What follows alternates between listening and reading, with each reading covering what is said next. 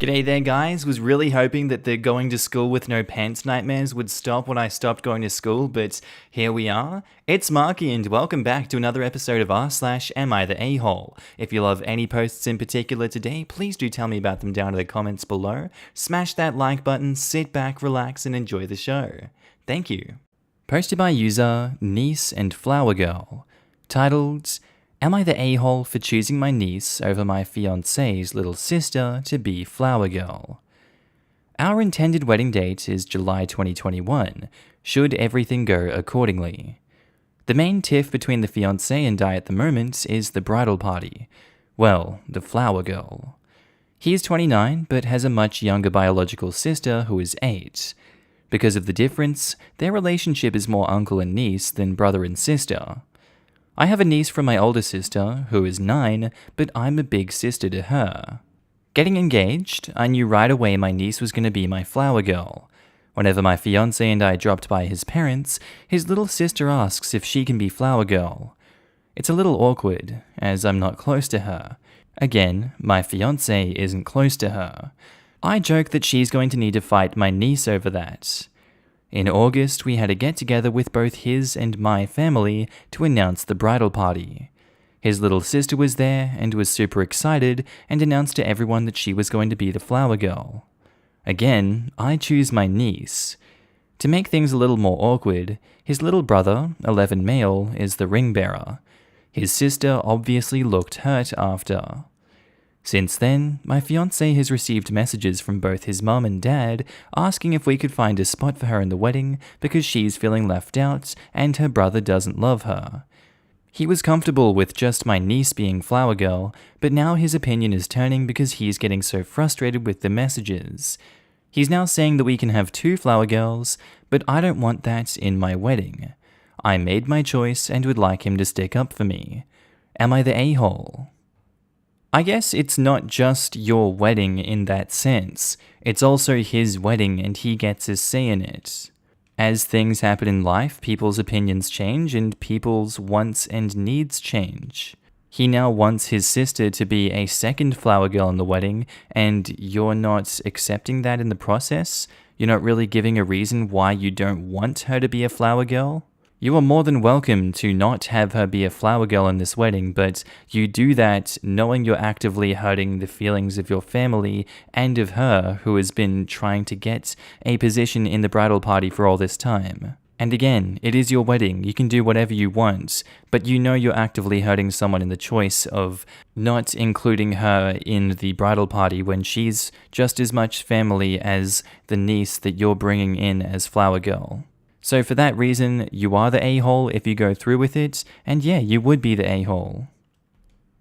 Who the hell objects to a second adorable child also scattering flower petals everywhere for all of 30 seconds? This is your fiancé's sister. People make accommodations depending on their family makeup all the damn time. I've seen weddings with 4 Flower Girls before. It means next to nothing to you, but it means the world to a young child. Grow the hell up. You're the a-hole? Based on the state of my inbox, it sounds like 2+ Flower Girls is actually the norm.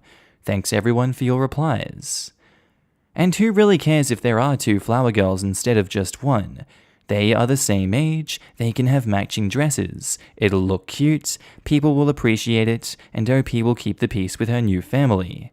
Remember that you are not just marrying your fiancé, you are marrying into a new family. Mary, am I seeing things, or are there 2 Flower Girls at this wedding? That will knock off a star in my review for Nobody Gives a Crap Weekly. I don't want that in my wedding. Wait, you're marrying yourself? Isn't this your wedding, plural? What's with the my wedding? I say you're the a-hole because it's his wedding too, and including his little sister is a reasonable request for him to make. For real. OP is obviously one of those that thinks the wedding is her special day. Yeah, that made me cringe and realize all the times I commented, your wedding, your XYZ, the OPs probably interpreted it as them solo wedding, not their and their partner's wedding. Edit to add, my opinion is not the a-hole. OP clarified that her significant other does not want the little girl in the wedding. Doing so would only be to appease his parents. I understand the little girl feels left out, but her parents should have explained early on that she shouldn't expect something that wasn't promised or even remotely hinted at. Posted by user throwaway453147, titled, "Am I the a-hole for losing it when my fiancé sold my and my late fiancé's engagement rings? I, 33 male, lost my late fiancé to a severe infection, sepsis, in 2016. I proposed to her when she was sick, and we were planning to get married 4 months after proposal, but she passed away, and it was unexpected because her health was getting better. After being on life support for 10 hours, she died on the 3rd of the 7th, 2016 at 1 p.m., and was put to rest with her funeral on Saturday. This was so hard for me to deal with, and I had a hard time coping. The pain was unbearable. There was literally no place to hide and forget about what happened. It's been 4 years. I'm moving on now. My then-girlfriend, now fiancé of 2 months, we've been together for 16 months, came around, and we started dating. Then I decided to take a step forward and propose to her. She moved in with me after I rented an apartment and changed my job. I kept my late fiancé's engagement rings and let her family keep most of her belongings before I moved. I have the rings, along with a few photos and stuff that we bought together. My fiancé noticed the rings and said that I was weird for still keeping engagement rings. I don't know why she would think that. It's not like I wear my past engagement ring on my finger or anything, but she seemed uncomfortable that I was keeping them as mementos. I've been struggling with money lately, and she brought up selling those rings a couple of times. But I just told her that I'd work something out since she'd get sensitive if I told her they were so important to me. Like, she would react to that. My and my late fiancé's rings were missing 2 days ago. She told me she sold them on Facebook for X amount of money and bought important stuff for the apartment to help with a thing or two. I lost it. I told her she had no right to take personal stuff and sell them online for her convenience, and thinking she was helping. She lashed out, saying that she didn't expect me to blow up like that, and tried to justify her behavior by saying that I clearly still have feelings for my late fiancé, and asked why I would still keep my late fiancé's engagement ring when I already have a fiancé. I told her that she would never understand how much she hurt me and disrespected me by doing this. I asked her for some space, and she said she wanted to spend the night at a friend's place till I figure out my priorities and realize I shouldn't have yelled like that. Am I the a-hole for losing it when my fiancé sold my and my late fiancé's engagement rings? I'm gonna go with no for this one. I feel like it's pretty obvious that she overstepped the boundaries here, and she's jealous that you aren't letting go of someone that you cared about that is now dead. She's done something that's pretty despicable, and I feel like that's enough of a red flag to be like, I want you out of my life. You clearly don't respect me enough as a partner. I don't think that we should continue this relationship. Who knows what the hell else she thinks she can get away with in the future if you allow her to do that. Like, that's not safe, that's not good for your mental health, and I would not recommend it. Gonna go with not the a-hole. I really can't blame you for losing it. You are not the a-hole. Your fiancé dropped these red flags. 1. She was jealous of a woman who has passed on. 2. Went behind your back and stole from you. 3. Decided to sell personal things of yours. And 4, as you put it, she disrespected you and your feelings. So she's an a-hole and a thief. OP says, I don't understand why she would feel jealous. I give her all my attention, and I never even talk about the past with her. I keep a lot to myself, and I never bother her with my issues. Our relationship has been a priority to me ever since we got together. So her behavior is just unreasonable, and for her to do this is just not okay. And I'm hurt that she wouldn't respect my privacy and my personal belongings and decide for me.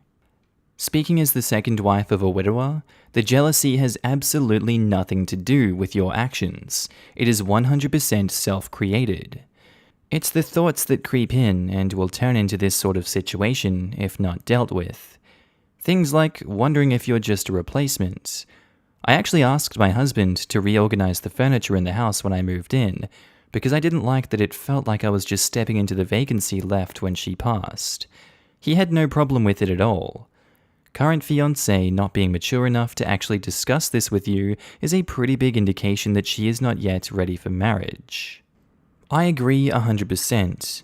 As a widow, I have mementos from my life with my husband that I will treasure forever. I have a boyfriend of several years who understands that my past and the love that I have for my late husband are part of what has made me the person I am now. He also understands that I love him and he's not in a competition with anyone for my affection. A little jealousy is normal in a relationship post-loss of a significant other in my opinion, because your relationship with your late fiancé ended while it was still positive, which makes it different than when two people argue or grow apart and break up. While it's important to recognize that your past relationship is sometimes going to cause irrational jealousy in your partner, you shouldn't be in a relationship with someone who has so little care for you as to intentionally get rid of something so sentimental. If she's pretending she didn't realize the pain it would cause you to lose these items, she isn't being honest. Her actions were intentional and driven by her own extreme selfishness and jealousy. You need a partner, someone who you can trust and respects you. Your fiancé doesn't seem mature enough to be in a relationship with anyone. You are definitely not the a-hole, she is.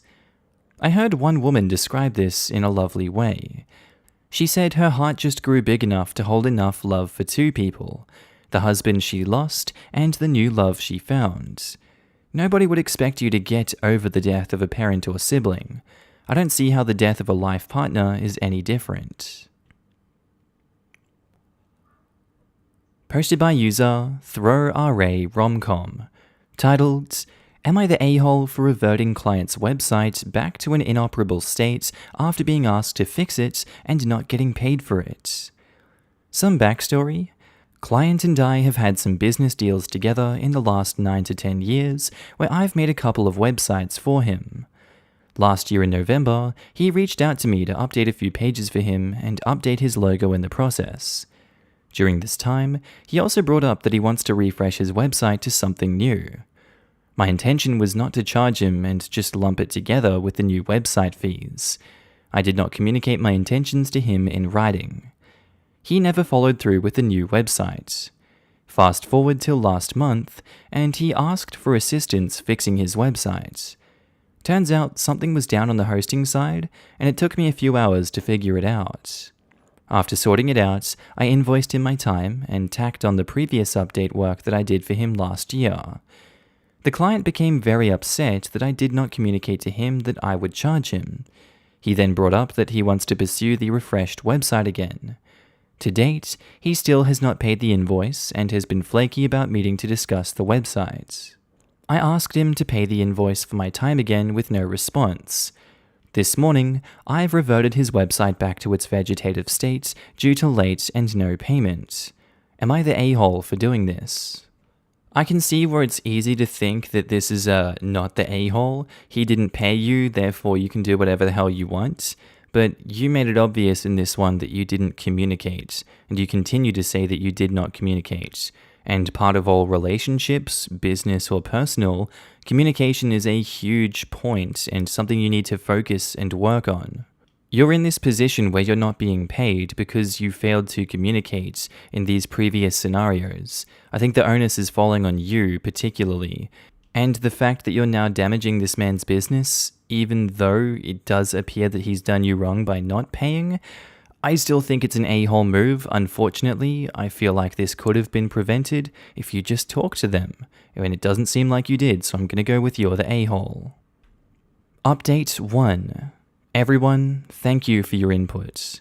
For more information, I don't know if the client knows that the website is down. After much consideration, I've brought back the website online. I'm hoping that the client is unaware of the hiccup. My current thought process is to use this as a learning lesson to be more clear in the future, and decide to either do a favor or to be transparent and charge them. I will be retracting the invoice from the client and chalking this one up as a loss. And update 2, I didn't think this post would explode the way it did. This is the first time I've ever had a post with more than 100 upvotes, although I am now labelled an a-hole. Thank you to everyone for passing by. I appreciate all the posts and DMs regarding this. It has been so helpful and enlightening to hear everyone's honesty. You're the a-hole. You did work and then chose not to bill him for it. Sure, it fell through, but you should have invoiced him for what you did do, i.e. logos. Then this entire section, and you say, you didn't invoice for any of that. Then later, tacked on a charge that you never invoiced for him to begin with on separate work, and then expected him to pay? What you are experiencing is people getting mad about hidden fees. Not cool. And OP replies, okay, I can see your point of view and I agree with it. Let's say I took off the work that I did last year from my current invoice. Would that still make me the a-hole? I'd say it's an everyone sucks here situation. A client shouldn't expect work for free, but you should be upfront about your fees. When you're hired to do a job, tell them at the beginning what the price will be, or at least an hourly rate with an estimate. You're the a-hole. 1. Never do work without a contract, ever, ever. 2. Contracts should specify that your work is your IP until you get paid. Upon payment, they own the work done. Had you done this in either circumstance, you wouldn't be up Crap Creek without a paddle like you are now. 3. You waited nearly a full year to bill him, and only did so after he requested more work. Then, without even talking about it, you just tacked on the old charges to the new bill. And 4, you failed to provide a quote for the work that you were going to do. At this point, I'd fix his website, dump the invoice, and walk away from this client. You've destroyed any future potential relationship and might have a lawsuit on your hands for disabling his website. Imagine if you took your car to a mechanic and asked for an oil change, and you also wanted to get a new set of brakes and rotors and spark plugs in the near future. They do the oil change, thinking they'll waive that since you'll be back for some extra work they'll get paid on. You bring your car in a year later, ask them to troubleshoot a problem with your electrical. They do it and charge you for the repair and last year's oil change. You balk at paying for an oil change from a year ago and refuse to pay anything. They put your car on cinder blocks. That mechanic would be an a-hole, and likely have broken several laws in the process. Be thankful the IT industry isn't that regulated yet, but if more a-holes like you do crap like this, it will be. Posted by user Throwaway Yag, titled, Am I the a-hole for making my son give up the signifiers of wealth at school? Designer clothes and sneakers, being driven in nice cars, because he was making fun of kids for being less wealthy than us. I am a mother to a teenage boy. The father is hardly in the picture. He pays child support, and that's about it. He is very absent otherwise. Another relevant thing, I'm pretty well off. I work in tech. My son's father is extremely wealthy, and the court order for child support is enough to pay for the best for my son. He goes to a fairly competitive private school, is in a lot of extracurriculars that cost a decent bit, etc. I found out from school administration just this month that my son had been bullying several students for being less wealthy, for being dropped off at school in a budget sedan, for having name-brand clothes that are not expensive as other name brands. I was appalled by his behavior. I had a talk with him about how this was wrong, and also about how it's not something that he should have any personal pride in.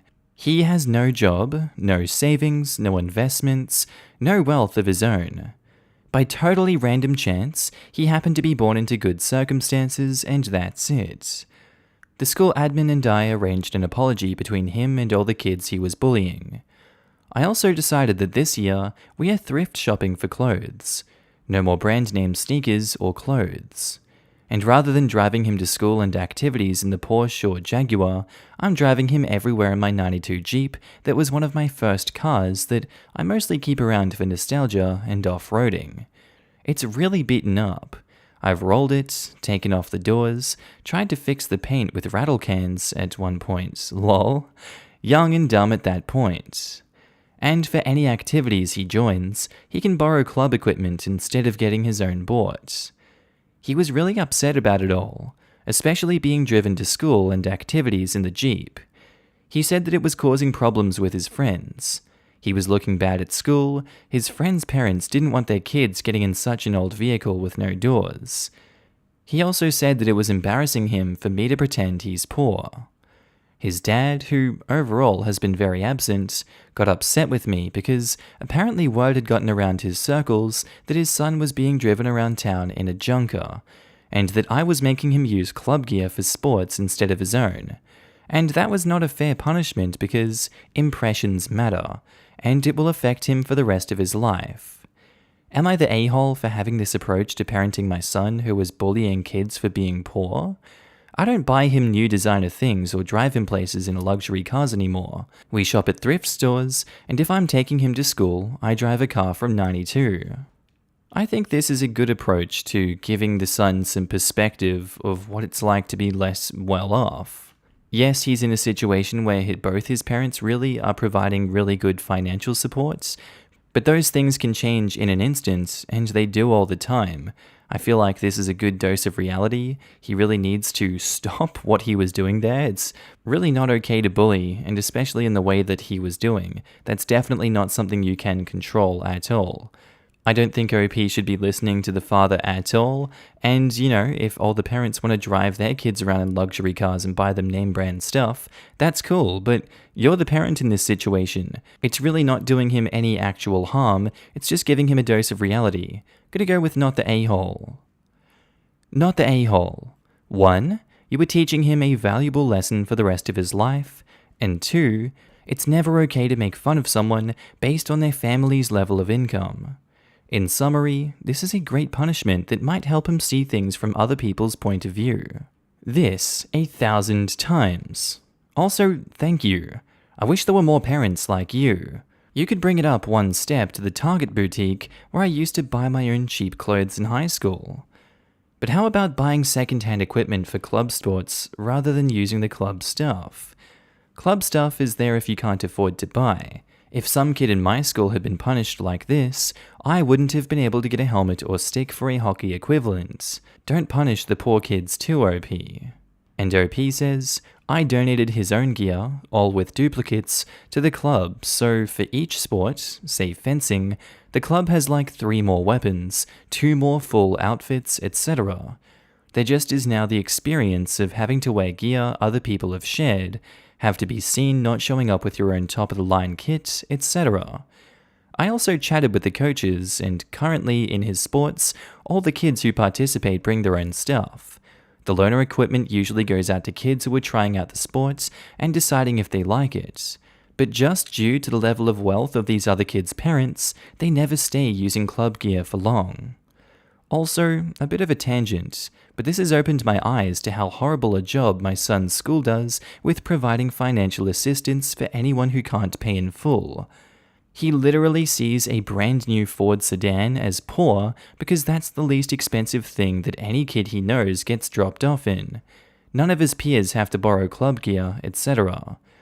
I'm thinking about talking to the school admin about what, if anything, they are doing in terms of making this education more accessible, because it sure seems like nothing at all.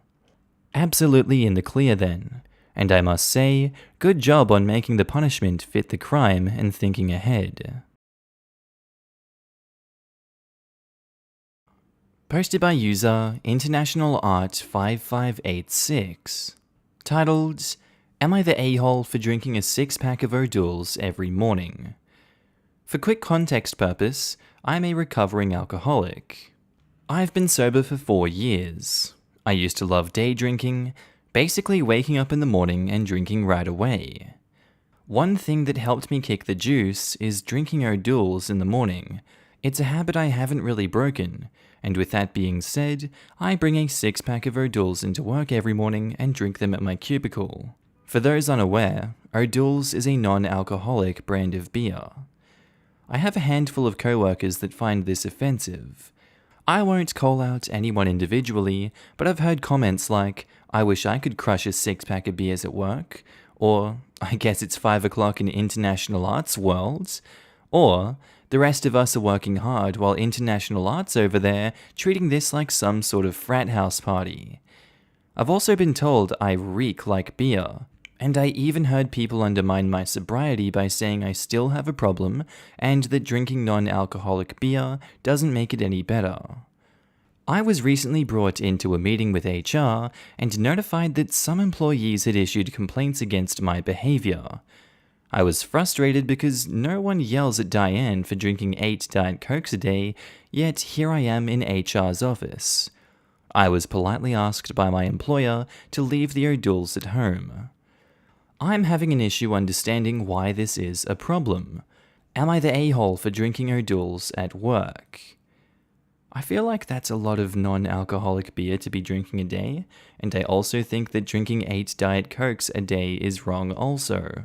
I don't know what benefit you get from drinking 40 cans of Coke. I don't know what benefit you get from drinking 30 cans of non-alcoholic brands of beer. HR has told you to stop, and you don't want to stop doing it. Obviously, it's an issue with everyone in the office if it's gone to this level. I think that's as much information as you need to realize that, hey, I'm having a negative impact on the people around me. Maybe I'm the problem. And I think that you are the problem in this situation. You're the a-hole. You're the a-hole if you continue. If your co-workers are saying you smell like beer, then I'd place this in a similar category as a co-worker who microwaved fish every morning. Even if it's not actually alcoholic and you're not in a customer-facing position, it's more of a point of professionalism. It's like if someone was drinking grape juice out of a wine glass all day at work, or if Diane was drinking her 8 Diet Cokes out of a pint glass.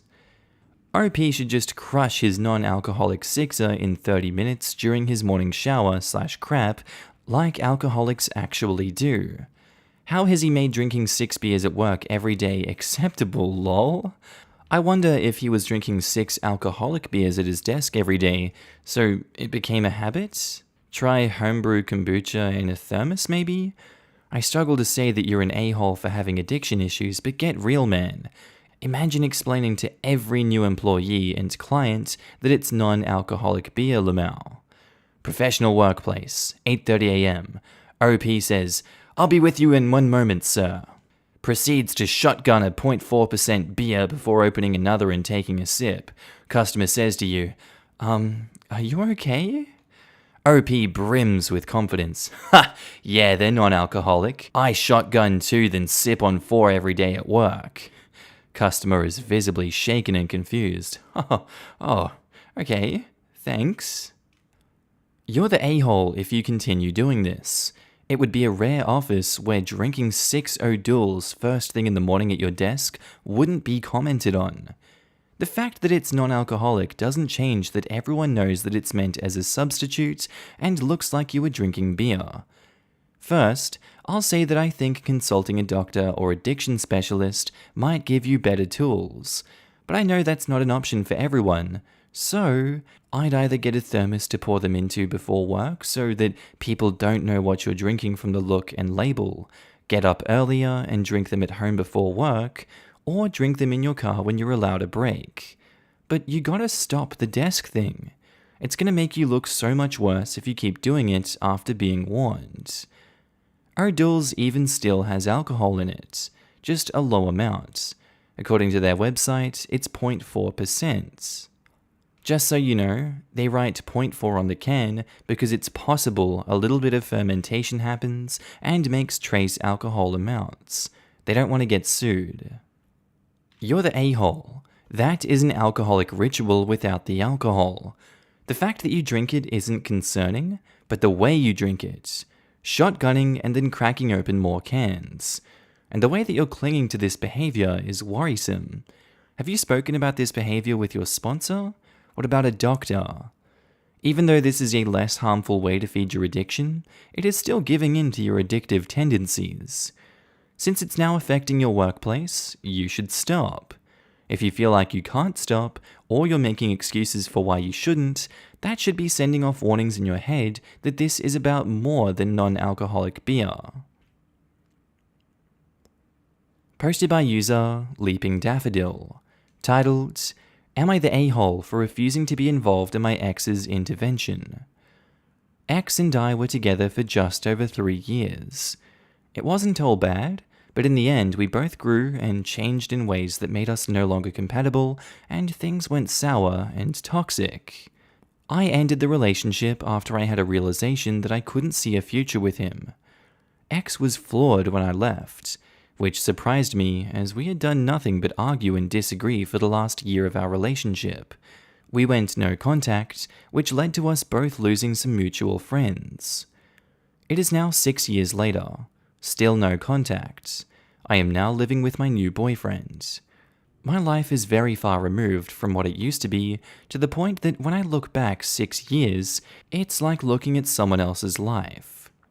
A couple of weeks ago, I ran into one of our mutual friends that I had lost contact with. We shared a quick drink and a catch-up. Friend informed me that X is not in a good way. After we broke up, it seems that X went completely off the rails. He quit his job during a temper tantrum. Over time, he became a heroin addict and has apparently been prostituting himself for money to fund his addiction and has been in and out of institutions. I couldn't believe what I was hearing. During our time together, X never showed any interest in drugs. He barely drank at all. He was in a good job and was on his way towards a big promotion. I felt very sad for him. A couple of days after running into friend, X sent me a friend request. I couldn't believe it was him when I looked at the photo. He was so thin and gaunt. His skin looked grey. He looked as though he had aged 30 years. I couldn't bring myself to accept the request. I couldn't believe it was actually him. Following that, his older sister got in touch with me on Messenger. She basically gave me the same information that the friend gave me, and added that she was fast running out of ideas of how to help him. She came up with the suggestion that all of his friends and family get together and give him an intervention with me involved. They believe that me being there will get through to him, and that I owe it to him for all the years we were together and for my part into his descent into addiction because I broke up with him. I just can't bring myself to do it. For starters, I don't understand what I'm supposed to bring to the table. All I can see happening there is that it gives my ex and other people an opportunity to pin blame on me simply for ending a relationship. Also, I have zero interest in revisiting my past like this. My life at the moment is just how I want it. My boyfriend says he will support me in whatever I decide. Am I the a-hole for refusing to be involved? Wow, she kind of just played her cards there, saying, you owe it to him for your part into his descent into addiction? That's just a trap. Everything was going well until she said that. I'd be like, I'm not coming to this one now. You've kind of made it clear what's going to happen if I do come. You would not be the a-hole for refusing to go to this obvious trap. He's the one that got himself into this addiction. It's unfortunate. It's a consequence of the choices we make in life, and this is one of them. I don't think you need to go and support him, and I don't think you would be an a-hole for doing so. I feel like their intentions are clearly set out here. You know, they can help him if they want to. They can keep that all to themselves. You would not be the a-hole. Absolutely not the a-hole. You see the relationship 6 years ago. Their recovery is not your responsibility, and his friends and family trying to guilt you into it leads me to believe that there is probably some serious codependency issues going on. State simply and directly that you are not interested and refuse any further contact from others related to him. Not to mention that I suspect getting her involved will maybe short-term make him feel better, but honestly, probably in the same way heroin does. I have a toxic friendship that I'm stuck in the cycle of. When we don't talk, I miss him and look at things with rose-colored glasses. But it's healthier for me, and I'm in a better mood overall. When we're talking, I'm on a roller coaster of emotion where I'm happy when we're getting along and irritable and sad when we're fighting.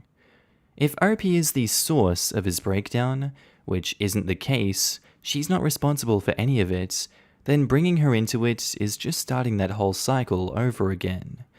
She can't be his band-aid. He needs to create his life completely independently of him.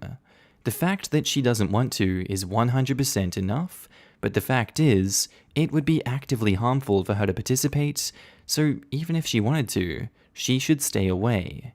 Not the a-hole. Not the a-hole. Firstly, you breaking up with him isn't the reason he's an addict now.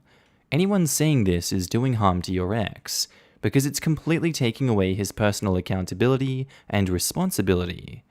Secondly, you owe him nothing. The relationship was not working for you, so you ended it. You've moved on, and are simply not part of his life in any way or form. Don't get yourself dragged into his drama at all. Posted by user Plastic Cup Bad. Titled, Am I the a-hole for expecting my girlfriend to cook dinner? My girlfriend and I both work full-time, but I do longer hours. We live 5 minutes from her work, so she only has a short commute and can leave pretty much just before she starts at 7:30 and finishes at 4:30, so is home by 4:40 at the latest. I have a 1-hour commute each way. I leave at 6:30 a.m. for a 7:30 start, and I do 10 to 12-hour days depending on my workload. Most of the time I get home at around 6:30 to 7 p.m., sometimes as late as 8 to 8:30 p.m. My girlfriend has always been the one who cooks dinner. Since she is home way earlier than me, it only makes sense. Otherwise we'd be eating too late. It's been this way for ages, and she has never once said anything about it until now it is suddenly an issue. She'd been complaining that I never cook dinner and demanded that I start sharing the load to give her a break, which were her words. I don't see why I should have to come home and cook dinner when she's already been home for hours. She argued that she spends this time cleaning the house and catching up on chores, which then sparked a debate on how I apparently never do general household duties. I admitted I don't do as much as her around the house during the work week for the simple reason that I'm not home as much as she is. How can I do all of those chores when I'm away at work for 12 plus hours? I said she has it easy with her standard 40-hour work week and no commute, which made her angry. For the past week, the only things she offers to cook are tinned spaghetti, toast, or packet noodles. I refused to eat, and one night got takeout for myself instead while she had peanut butter toast. On the third night, I got sick of it and said that she was being ridiculous for refusing to cook. She told me I'm being sexist for expecting to come home to a proper cooked meal. She later told her co-workers and friends about our talk, who apparently all agree that I'm a jerk for my expectations and reasoning for not cooking. Am I the a-hole? Edit. For those asking, our finances are pooled. She benefits from my income just as much as I do. I have offered numerous times in the past to pay for a cleaner.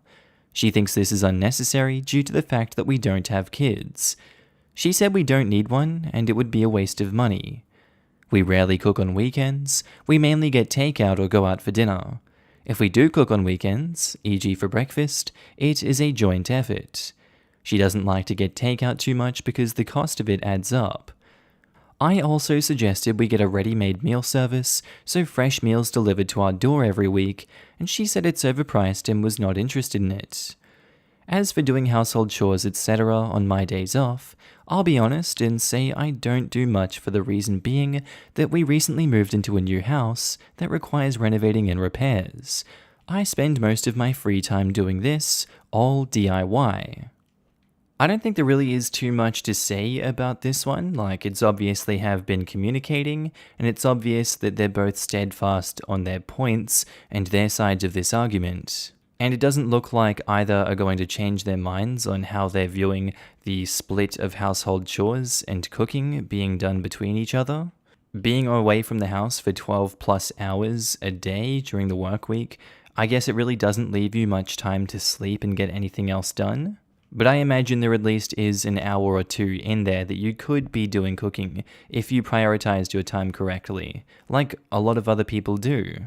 I know it varies from situation to situation, but I feel like the majority would be on your partner's side here, OP. I don't feel like you can explain your way out of this one, especially with that edit.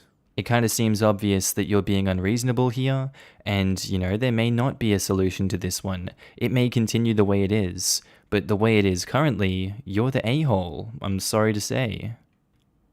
You're the a-hole. No one should expect anyone to do something for them. Yes, it's nice to come home to a meal, but it isn't her job. What happens at the weekends? Do you cook for her then? Can you batch cook things together one day at the weekend so that you can have a home-cooked meal in the week without having to do anything other than reheat it? Yeah, sounds like OP isn't even appreciative. Do you ever do anything for her, OP? You both work full-time, so you don't support her. What exactly are you bringing into this relationship? Exactly this. OP is acting like he wouldn't eat dinner or clean his house if he didn't have a girlfriend. Plenty of people with long commutes and demanding jobs still have to feed themselves and clean their spaces. Having a girlfriend who works fewer hours isn't an automatic, no chores ever free pass. And mind you, she's working 40 hours a week too, which is a lot, even if it's less than him, and he's doing basically no chores. It's not like she's working much less than his 50 to 60 hour work weeks. It doesn't matter how long your commute is, since that's something that he decided on when they picked their place to live or taking the job offer. I somewhat have this arrangement with my fiancé, and there are ways around it to make sure everyone does their share. I do the majority of the housework during the week, but on the weekends, my fiancé does all of our laundry, cooks our meals, and does the deeper cleaning like mopping and scrubbing. And at least once a week, he picks up dinner on the way home so I don't have to cook anything. Also, we have a strict I cook, you clean agreement. Posted by user Salt610, titled, Am I the a-hole for living with my grandma at 31 and telling people to STFU when they tell me to get a real job? I always considered my grandparents my parents. My grandpa passed in January. I had been working at the same store since I was a teenager. I made a pretty decent wage since I had 14 years of raises, but I hated it. It was really taking a toll on my mental health, and after my grandpa passed, it just made everything worse. My grandma was also not doing well. She has always had an extreme fear of being alone and was grieving her husband that she had spent 64 years with. I was spending as much time with her as possible and trying to cheer her up. Then when the pandemic hit, I started to worry about catching and giving it to her. We decided I would quit and I would move in with her. Then she wouldn't have to be alone and I wouldn't have to have a job that I hate. This has worked out well for us. Both of our mental health has improved. This has also given me time and energy to start taking college classes online. Ever since my mum found out I quit and moved in with my grandma, she has been spamming me, calling me a loser and a deadbeat. I blocked her, so she calls my grandma and makes her cry. She tells her that she's holding me back by letting me live with her, that I'm an embarrassment to the family. She also told her that I'm being guilt-tripped into it. Not true. My grandma blocked her. Now she recruits the neighbors to pry. Because my grandma won't kick me out, my mum and stepdad wrote us out of their wills. Now if something happens to them, neither of us get my siblings. And because, according to my mum and stepdad, they will grow up to be a loser like me. This has completely devastated my grandma. She worries what will happen to them. She also now fears that they are right and that she is holding me back from having a better life and that I don't actually want to be here. Now my grandma says that everyone will benefit if she is gone.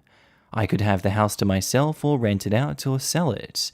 Then I would not have to worry about money. I could go to a good university instead of a community college. She thinks if I go to a better school, I will get a better job, and this will impress my mum and stepdad, and they will let me have the kids. I don't want my grandma going anywhere. This is her home. She took me in when I was a kid.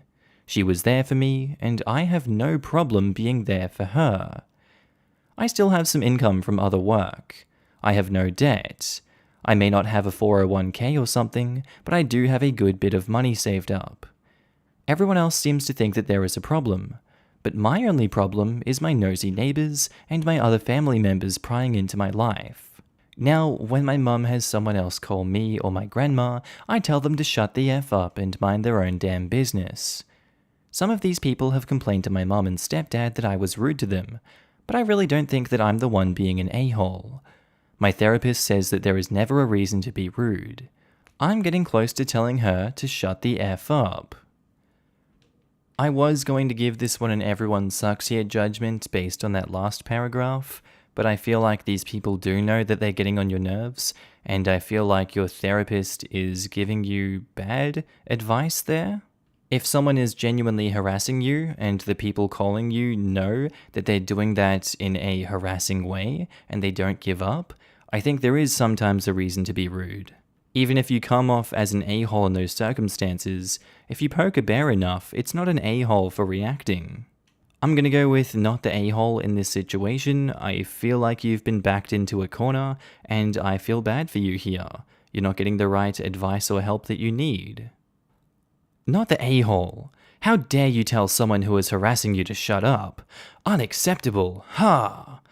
But for real, if you are taking college classes and have enough savings to make it through the pandemic, I don't see a problem.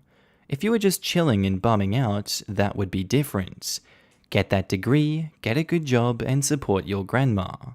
And OP says, sometimes I think they are jealous that I never had a real job and yet I have savings. They can't manage their money at all. Side note, you can't will your kids to someone. They certainly take your wishes into consideration, but it's not black and white like that. If something does happen to them, just make sure your ducks are in a row and talk to whoever they willed them to. It might be that simple, or it might involve some lawyers. You got this. Yup, if OP's mum and stepdad die and OP and grandma are the closest next of kin, both geographically and family tree-wise, they will be getting a call from a social worker. Those kids are not going to go into a foster care when family is ready and willing to take them in. Not the a-hole. Your mum should mind her own business, mostly since she sounds like she was a terrible mother for you growing up. How is she supposed to know what's best when she couldn't be a good mother? I'm assuming this because you said that you always considered your grandparents your parents. From both your situations, it was probably best for the both of you. But with your mum harassing your grandma, I'd check to see if that's elderly abuse, because she shouldn't be able to do that to an elderly woman. Also, you're going to college now, and even if it's community, you can eventually transfer to a 4-year if you want to. That will open better opportunities for you. And OP says, your assumptions are right, and I wish I had went to college at 18. I felt I had to leave my grandparents as soon as I graduated high school, or I would be a low-life burden. I ended up stuck in a rut and wasting my youth working jobs that led to nowhere. My mum is pretty well blocked now, and my grandma has been telling the neighbors that they are misinformed, and if they're worried about me, they can speak to me directly. Posted by user Status Interaction 571, titled, Am I the a-hole for not showing up to my dad's funeral after making him will me 50% of his assets as a condition to be there for his family? Basically, I stopped having a relationship with my dad after he ran off with another woman and had a bunch of kids with her. I was 13, old enough to choose, and decided to live with my mum full-time after I couldn't tolerate his girlfriend's presence anymore. I was a miracle pregnancy. Conceived after 12 years of marriage and 8 years of trying, so I've no other sibling. They never did get married, but ended up having a couple of kids. The youngest is a toddler. I don't know them. I've never met them. 10 years later, I get a call from the girlfriend sobbing, claiming that my dad was sick and wanted to talk to me before he died. The a-hole wanted his family back again, minus the original wife, of course. My mum encouraged me to meet him one last time. So, I talked to him over call and told him that I would show up and be with the family in his last days, and after his passing, on the condition that he wills me 50% of the assets. I would only agree to meet with him in the presence of a lawyer in an official capacity. He was desperate, so he agreed. I knew he would never give a single penny to my mum, so this was the only way for me to secure 25% of his estate for my mum. She worked her ass off to support him for 10 years, only to get discarded for a younger model. He agreed. I showed up to the meeting. The lawyer was present, and the girlfriend kept sneering at me. I didn't care though.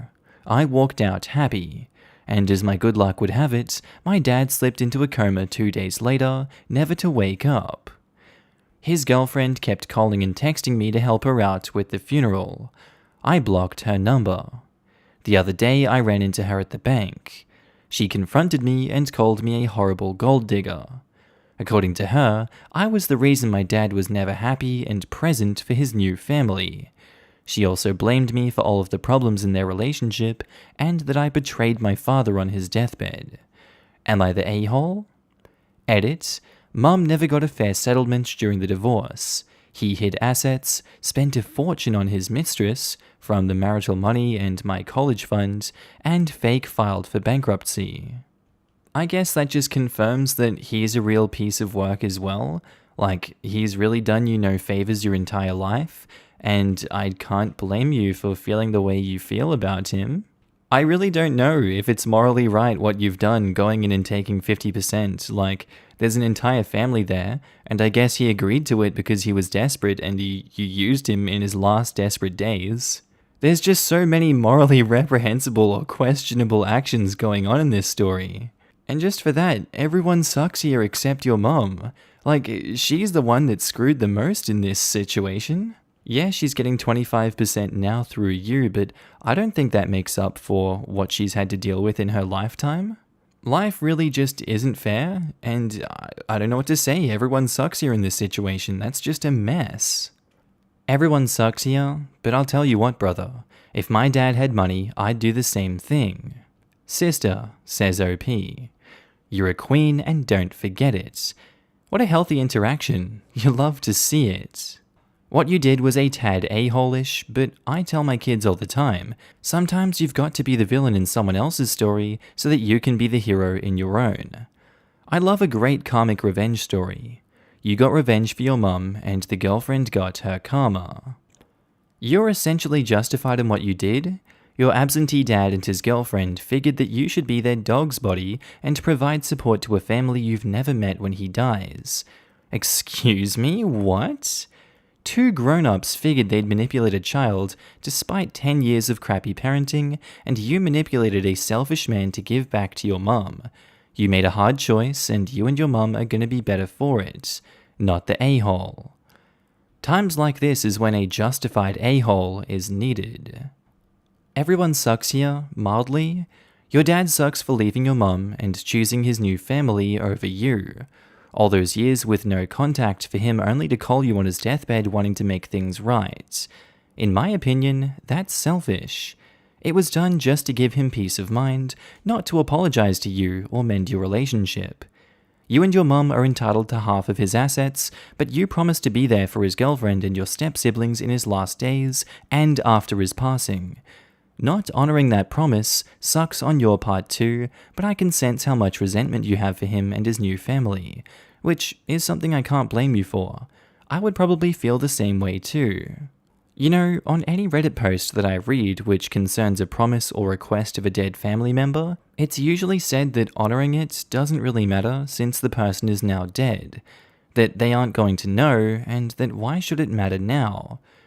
Sure, but in this case, the promise was made in the presence of one of the people affected who is still alive. And OP says, the promise was made over a phone call. Dad tried to make me and the girlfriend hug it out awkwardly after the lawyer left. He thought he was reuniting his family. You gave his mind peace. That's pretty big of you. And perhaps you can be there, once they are older, for your half-siblings. You don't owe them anything, but when they're older, it might be a nice gesture. As their mother sounds like a piece of work. Not sure about that. I essentially ghosted him after I made sure I secured my bag. He slipped into a coma 2 days later, but he did try to contact me after the visit.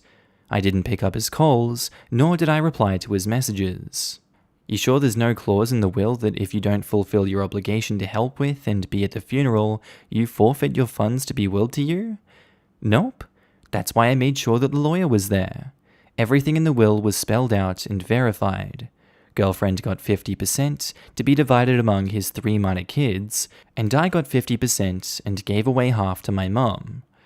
You're not the a-hole, and by getting 50%, it was making you whole, which doesn't mean you owed him anything after that. Posted by user Cupcake Commercial 666, titled, Am I the a-hole for taking my good friend and her 2 kids on vacation with me instead of my sister and her kids, even though she said she needed the break? This happened when I was 24, and my sister is still ticked about it, and thinks that I was the a-hole. I just want to see if I am or not. Long story short, I won a raffle at my job for an all-expense-paid family vacation. It wasn't a super fancy prize to Disneyland or anything crazy. It was just a nice 3-day stay at this little beach house in place. It was for 4 people. I asked my new boyfriend at the time to go, but he couldn't because of school.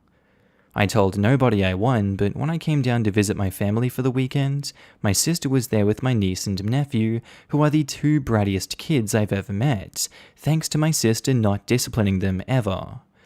I love them, but she lets them get into everything and never watches them unless someone, me or our mum, yells at her to get off her butt and watch them. Visiting is always a chore because I end up watching them to give our mum a break.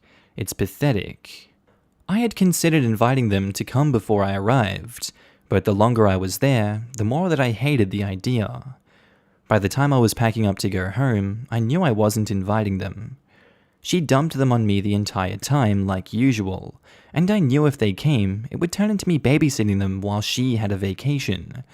So I didn't mention it. The next day, I told my friend Megan, because she has 2 kids, older than my sister's kids and very well behaved, and she's a single working mum who could use the vacay. I offered to invite her along if she would pay for the gas to get us all to and from there, and she happily agreed. We went, had a blast. I got a pretty good tan. We ate lots of buffet food and did family fun type activities all weekend before coming back. I posted some pics that I took. Nothing in your face, just a couple cute ones of me and us on the beach. When I got back, and before lunch even rolled around, Sis was blowing up my phone, asking how the hell I could afford a vacation. I told her it was a raffle prize. She asked who won, and I said me. She flipped her crap, demanding to know why I hadn't invited her. I was honest and said because I didn't want to babysit her kids for my entire vacation. She called me an a-hole, said I knew she needed a vacation, and then hung up on me. Later, Mum called asking why I promised niece and nephew that I'd take them on vacation. I said I never told them I would. Turns out, Sis told them that we were all supposed to go on vacation, but I ruined it, and now they couldn't. So they sobbed all day. I explained my side, and Mum said that I was mean to not invite my sis, niece, and nephew, but she dropped it after I said I wasn't babysitting my whole vacation. I could have invited them, but I just didn't want to. Sis thinks that family should come before friends. Am I the a-hole? Really, all it boils down to is you knew that you were going to be babysitting the kids and that vacation would be ruined for you because it wouldn't be a vacation. You chose the better option and you're an adult and you're allowed to do that. Your sister is horrible for telling the kids that they were supposed to go on vacation, but you sabotaged it and they cried all day. That's really not good parenting on her side. She doesn't sound like a good mother for using them as pieces against you. I wouldn't feel bad about this if I was you. I would probably distance myself from that sister of yours for a while. She sounds like a piece of work, not the a-hole.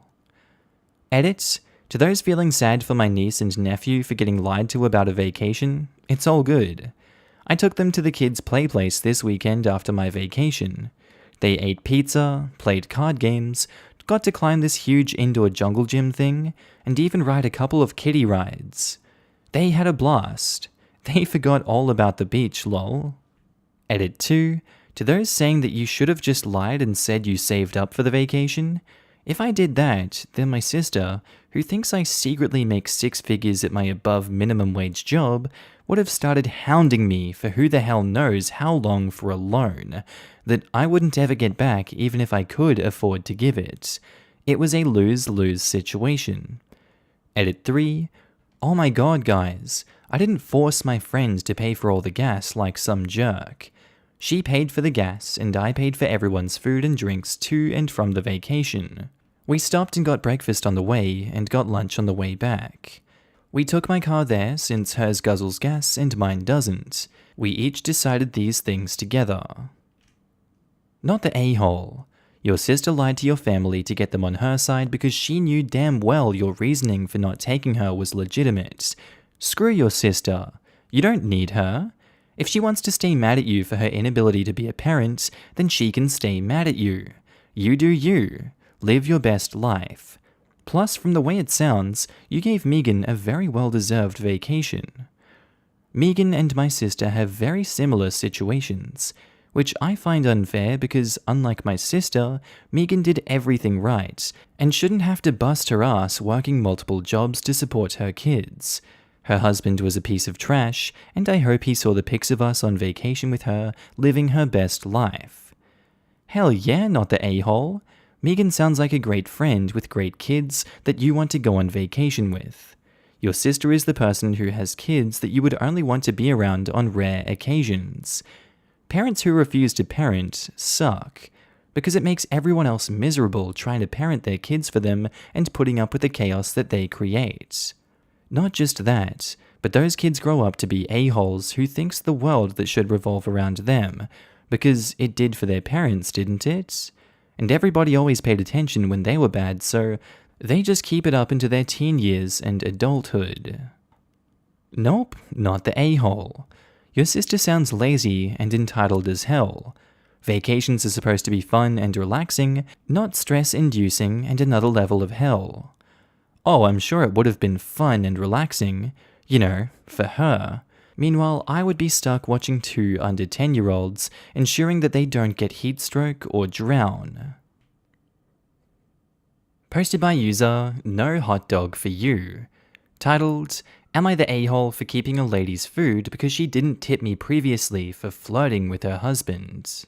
So I work for a food delivery service. Not one of the big, well-known ones, but one that's only in certain areas of my state. The area I mostly get deliveries in is a smallish new town, just so you understand why this was even possible. So a couple weeks ago, I delivered food to this lady's house. The husband was apparently grabbing a package off the porch when I arrived. We ended up chatting a bit and were joking around with each other, just enjoying each other's company for a few minutes.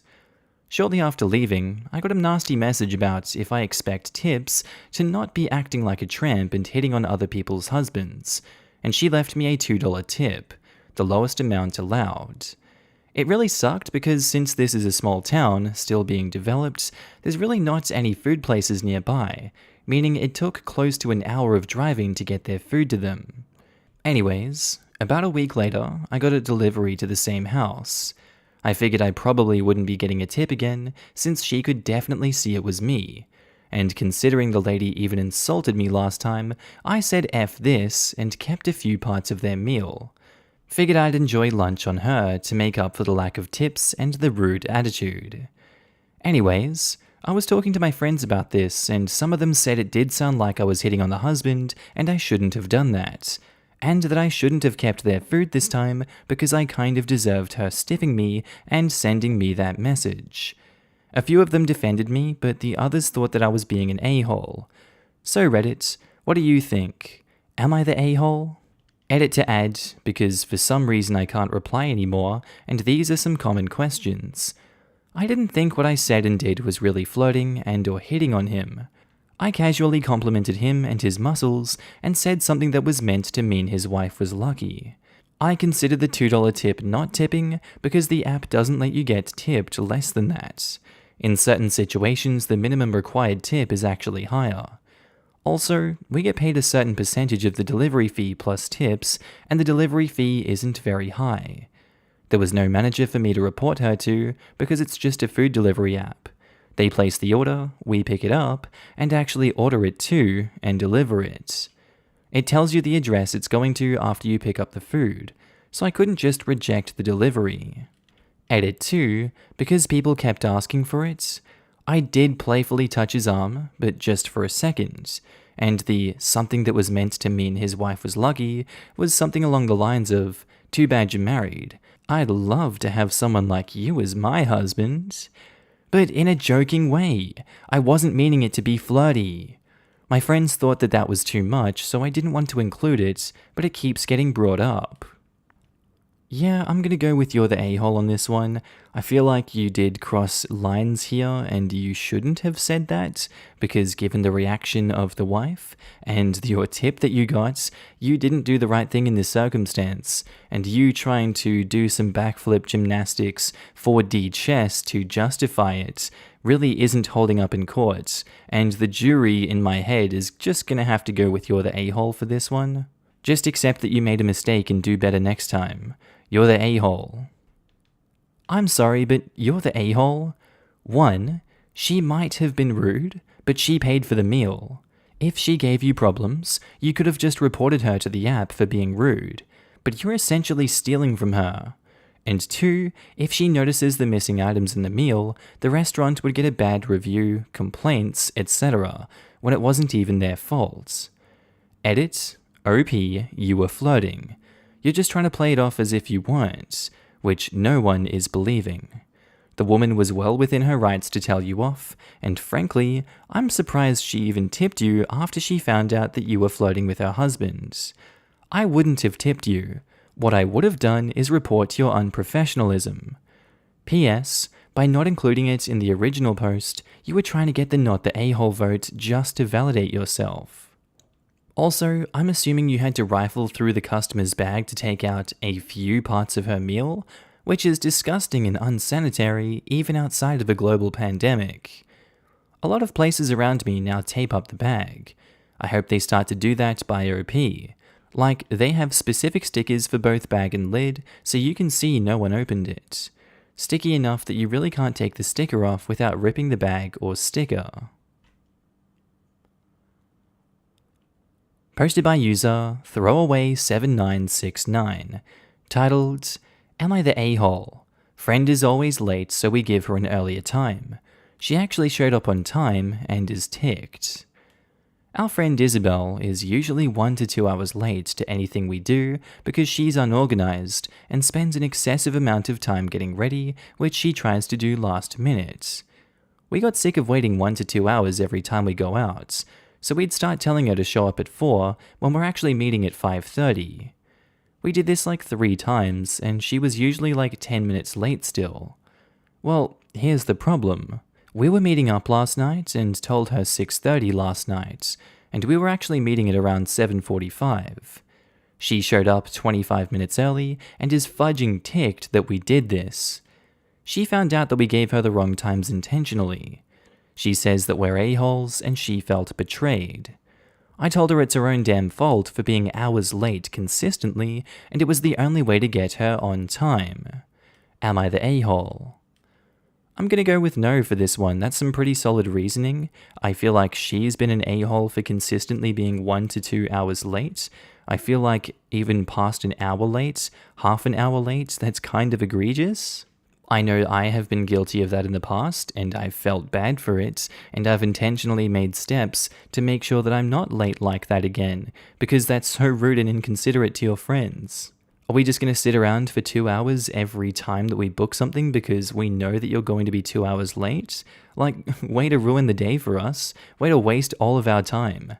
I can't blame OP for this. This is like a nice middleman thing where you don't have to, tackle the problem until this happens. And it did happen, and the friends should know that they suck. So I'm going to say that you're not the a-hole. Not the a-hole? Being chronically late is a sign of selfishness and not valuing or respecting other people and their time.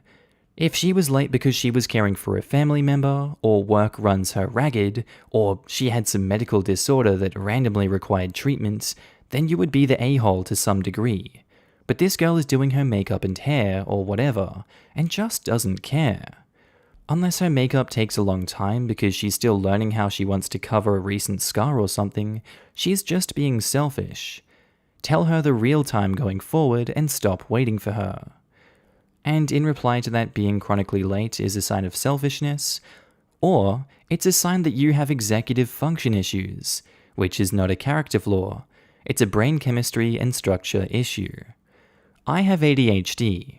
I'm always running late for things, and lately I've adopted some coping mechanisms that have helped me be more on time. Does that mean that I've started valuing other people's time when I wasn't before? No.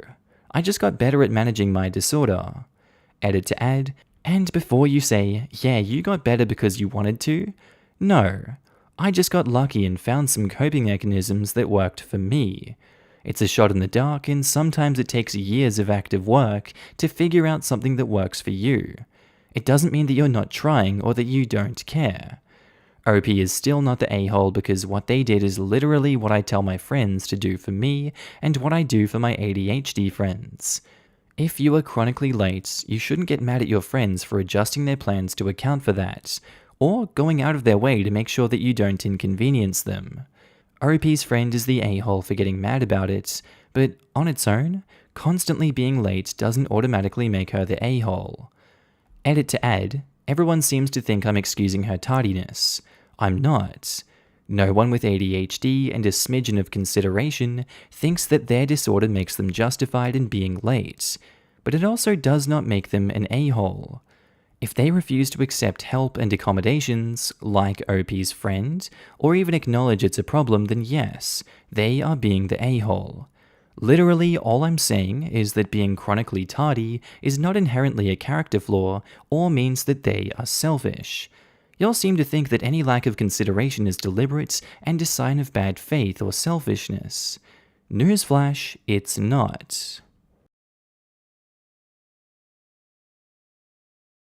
Posted by user Space Cadet Sentinel, titled, Am I the a-hole for telling my niece that my husband is dead? My husband died last year.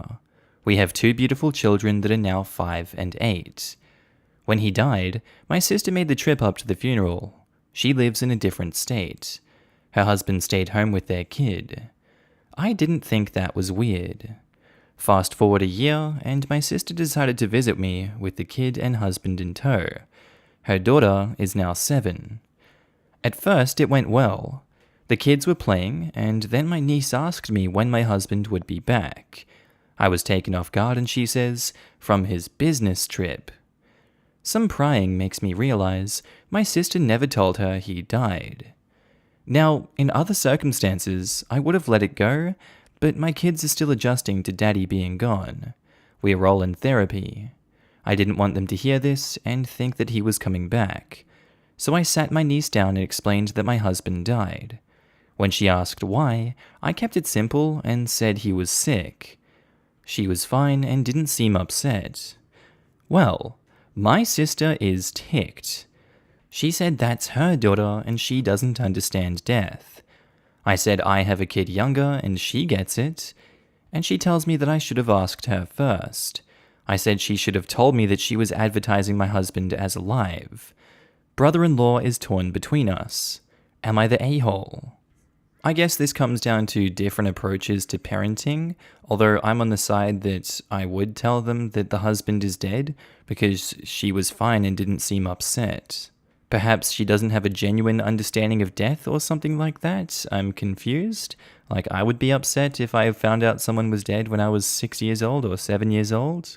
But suffice to say, everyone reacts to things differently. I understand that the mother was upset that, OP told the truth, but I feel like it was justified in this situation.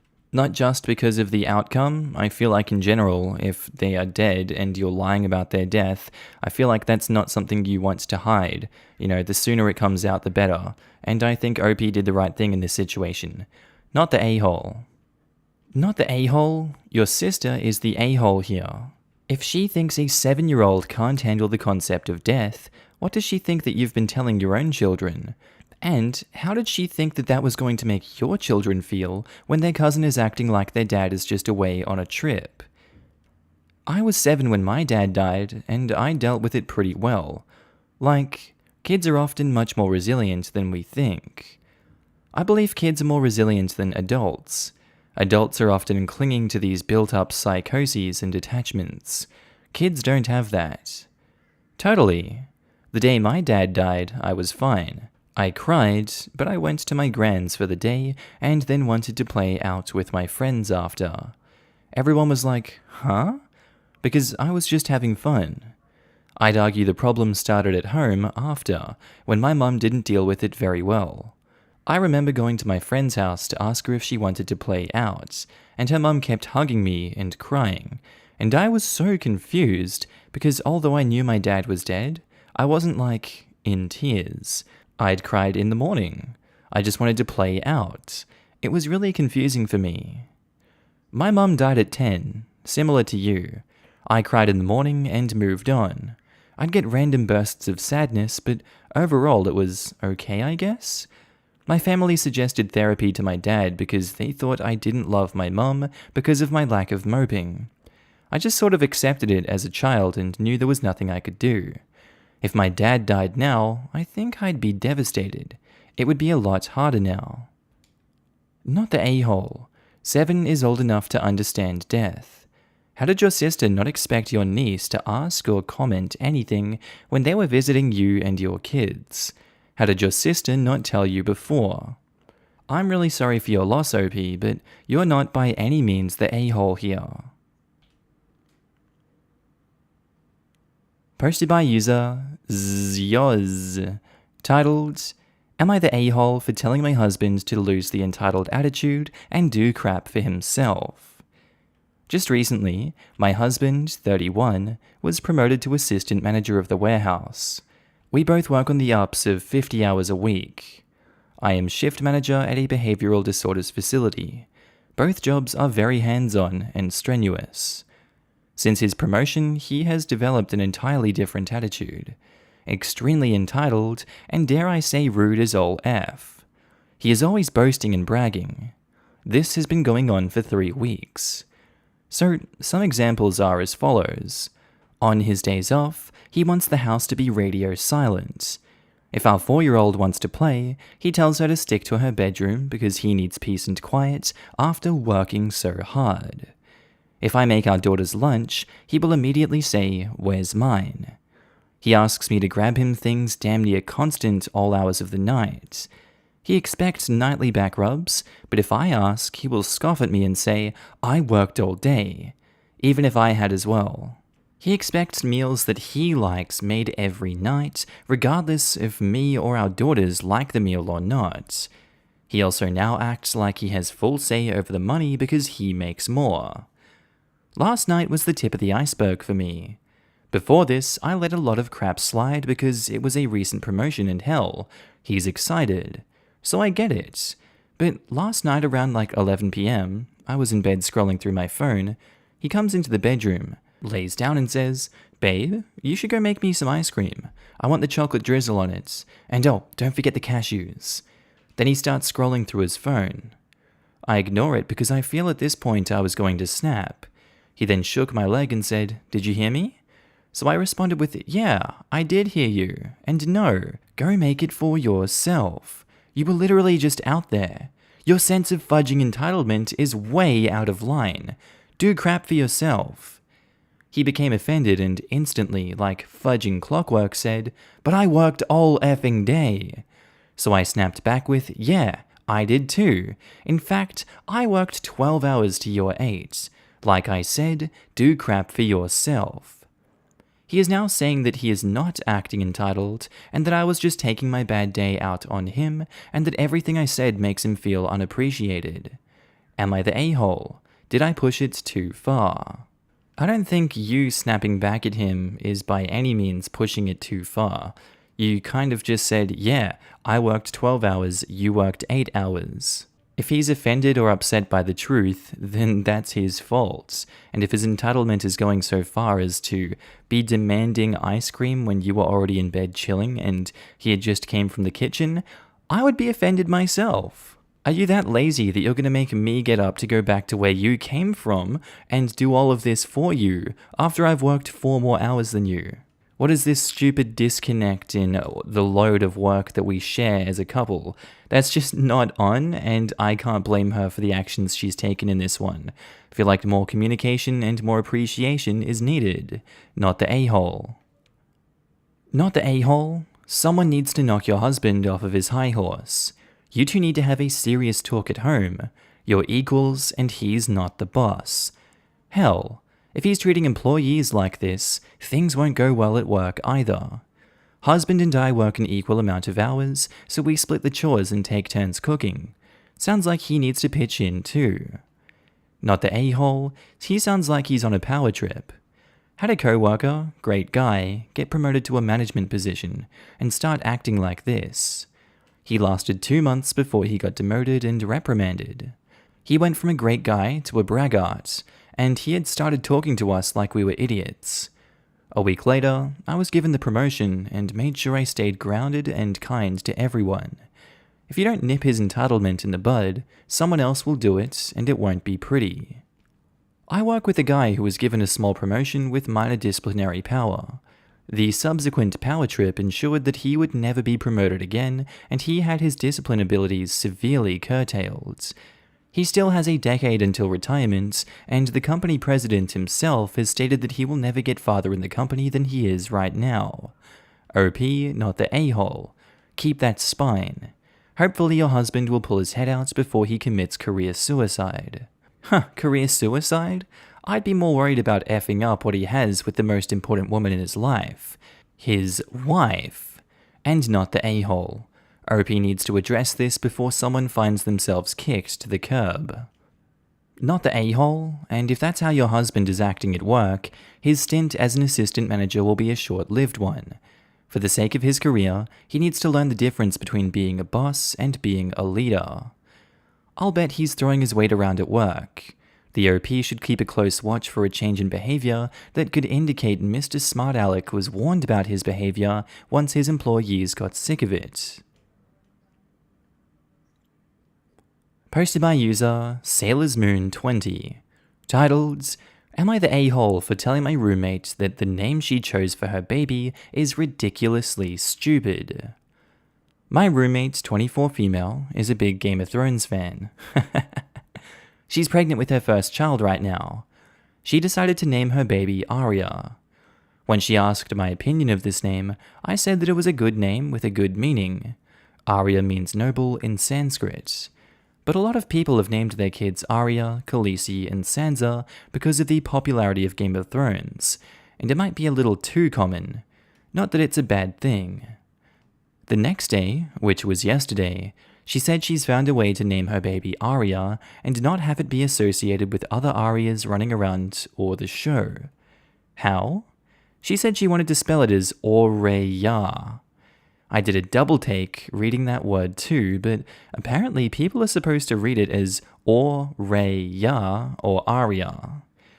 She asked me how I felt about it, and I told her that frankly, Aureya looks ridiculously stupid, and she should just go with Arya.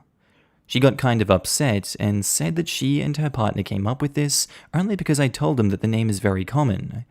I said that having a common name is better than having a confusing name. Am I the a-hole? I can definitely see how baby fever and the excitement of having a child can convince you that this is a cool and quirky name or a cool and quirky twist on Arya, but really this child is just gonna get bullied to the nines at school.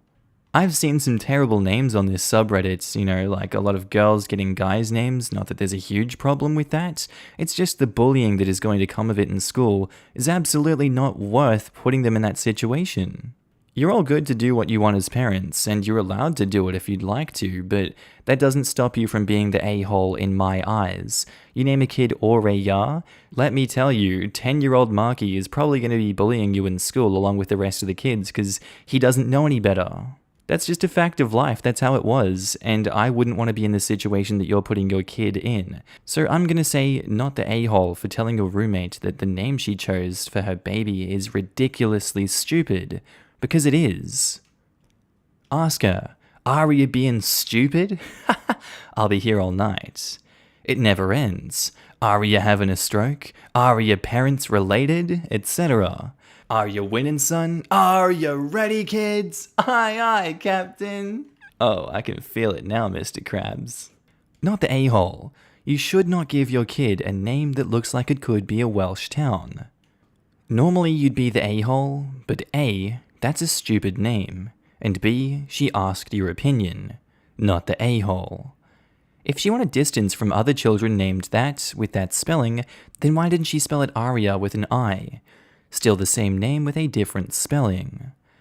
People have suggested alternative spellings like Aria with an I, Aria, Aria with a HY. I'm just gonna tell her those, and hopefully she changes her mind about Aurea. Posted by user I Quit Screw You. Titled, Am I the a-hole for walking out after a boss tried to refuse to accept my resignation? I had a boss who was a real turd. He labored under the delusion that he was an excellent boss and couldn't put together that his behavior and the crappy pay was why he had such a hard time keeping employees. He also thought that it was acceptable to call his female employees hun, sweetie, and sugar. He was a condescending arsewipe who consistently passed over more qualified women for promotions in favor of promoting less qualified men. I had to stay until I could find a better job because I enjoy eating and couldn't afford to leave unless I had something else. I got an interview with a competitor who hired me on making more than I made with him. I turned in my 2 weeks, and he said, "Oh, sweetie, you know you can't leave." I said I absolutely am leaving. He got the smuggest look on his face and said, "Well, I'm not accepting this, sugar. Guess you're here to stay." I got so furious and decided that was it. I said, "Well, screw this then. I quit, effective immediately." Called my new job, explained what happened in front of him as he sat there slack-jawed, and agreed to start the next day. I packed my stuff and left. A former coworker said it was an a-hole thing for me to just stand up and quit on the spot, but if he refused to accept the resignation, he could easily have tried to screw me over when my last day did come. My new boss says he deserved it, and I'm not the a-hole for quitting like I did. My boyfriend says he can see how other employees might feel like I was an a-hole by making them cover my absence, but sees how I'm not the a-hole for walking out of that toxic environment. So, just because I'm curious, I thought I'd ask here, am I the a-hole? Just given the condescending tone he gave you as you were trying to hand in your 2 weeks respectfully alone, being like, "Oh hun, no sweetie, you're not leaving, ha ha ha, you're trapped here." No, you're not the a-hole for any of that, dear lord. If he thinks he can get away with that kind of disrespect, he's got another thing coming. I can't blame all of those people who have been in and out of the door real quick, and I honestly don't really understand how you lasted so long without trying to find a job earlier, because I know that as soon as I was getting that disrespect, I'd be like, alright, so applications going out for a new job immediately, and I'm getting out of here as soon as I can. You didn't give any indication that you were there for a long time, but based on the fact that you can recount all of the promotions that men were getting over women, I assume it was quite a while. That's where I'm coming with that. Regardless of that fact, I definitely do not think that you're the a-hole for this one. Screw him and enjoy life at your new job. You deserve it. Not the a-hole. Not the a-hole? 2 weeks' notice is a courtesy that your former boss did not deserve. And that her former boss declined. Factual. She gave 2 weeks, the 2 weeks were declined, so then it was 0 notice. Not the a-hole. My question is, why was there no harassment lawsuits? Pretty sure using such words as sweetie is now grounds for one. Because for most women, it's easier just to find a new job than to find a lawyer and go through the process of a lawsuit. Bingo. You need a lot of support and deep pockets, so a lot of jobs that pay and treat women like crap have no incentive to change. That's one of the good reasons for unions. Not the a-hole. The way your former boss responded to your giving notice made my skin crawl. You were right not to accept his condescension and harassment. Go enjoy your new, better job. Not the a-hole. He can't refuse your resignation. Apparently he can refuse it. He just can't stop her from leaving anyway. I mean, he can say he's not accepting it, but he legally must. Even if she was facing a possible disciplinary dismissal, she can resign first and there isn't dick he can do about it. Not the a-hole. Resigning is not asking permission to leave. It's letting them know that you're leaving and what day you will stop turning up. Barring the military and certain other rare exceptions, you can walk out any time you want, whether he chooses to accept it or not. The only time I knew of a boss refusing a resignation was a place I worked where the teenage son of a woman who had worked there for years and had got him a temporary job over Christmas was caught stealing. She handed in her resignation the next day, and the boss told her he wasn't accepting it. No one blamed her or thought any less of her, it was just a stupid teenage thing. She stayed and happily stayed for years after. At my last job, I worked at an insanely toxic veterinary practice. I was horrified to tell my boss I was putting in my 2-week notice, because my boss was notorious for getting so upset by 2-week notices that 9 out of 10 times she would just make the person leave on the spot. When I finally got the balls to tell her, she straight up answered, okay, well I might actually need you for 3 weeks. Which I ignored because F no. And then the next week, she proceeded to tell me how much I hurt her feelings by only giving her a 2-week notice, when I'd been working there for 3 years. She was a psycho. I assume she only reacted this way towards me because I worked all of the shifts nobody else wanted. I did all the tedious cleaning that nobody else wanted to do, plus I was quiet and stayed out of her way. She was probably just upset because she couldn't abuse me for $12 an hour anymore.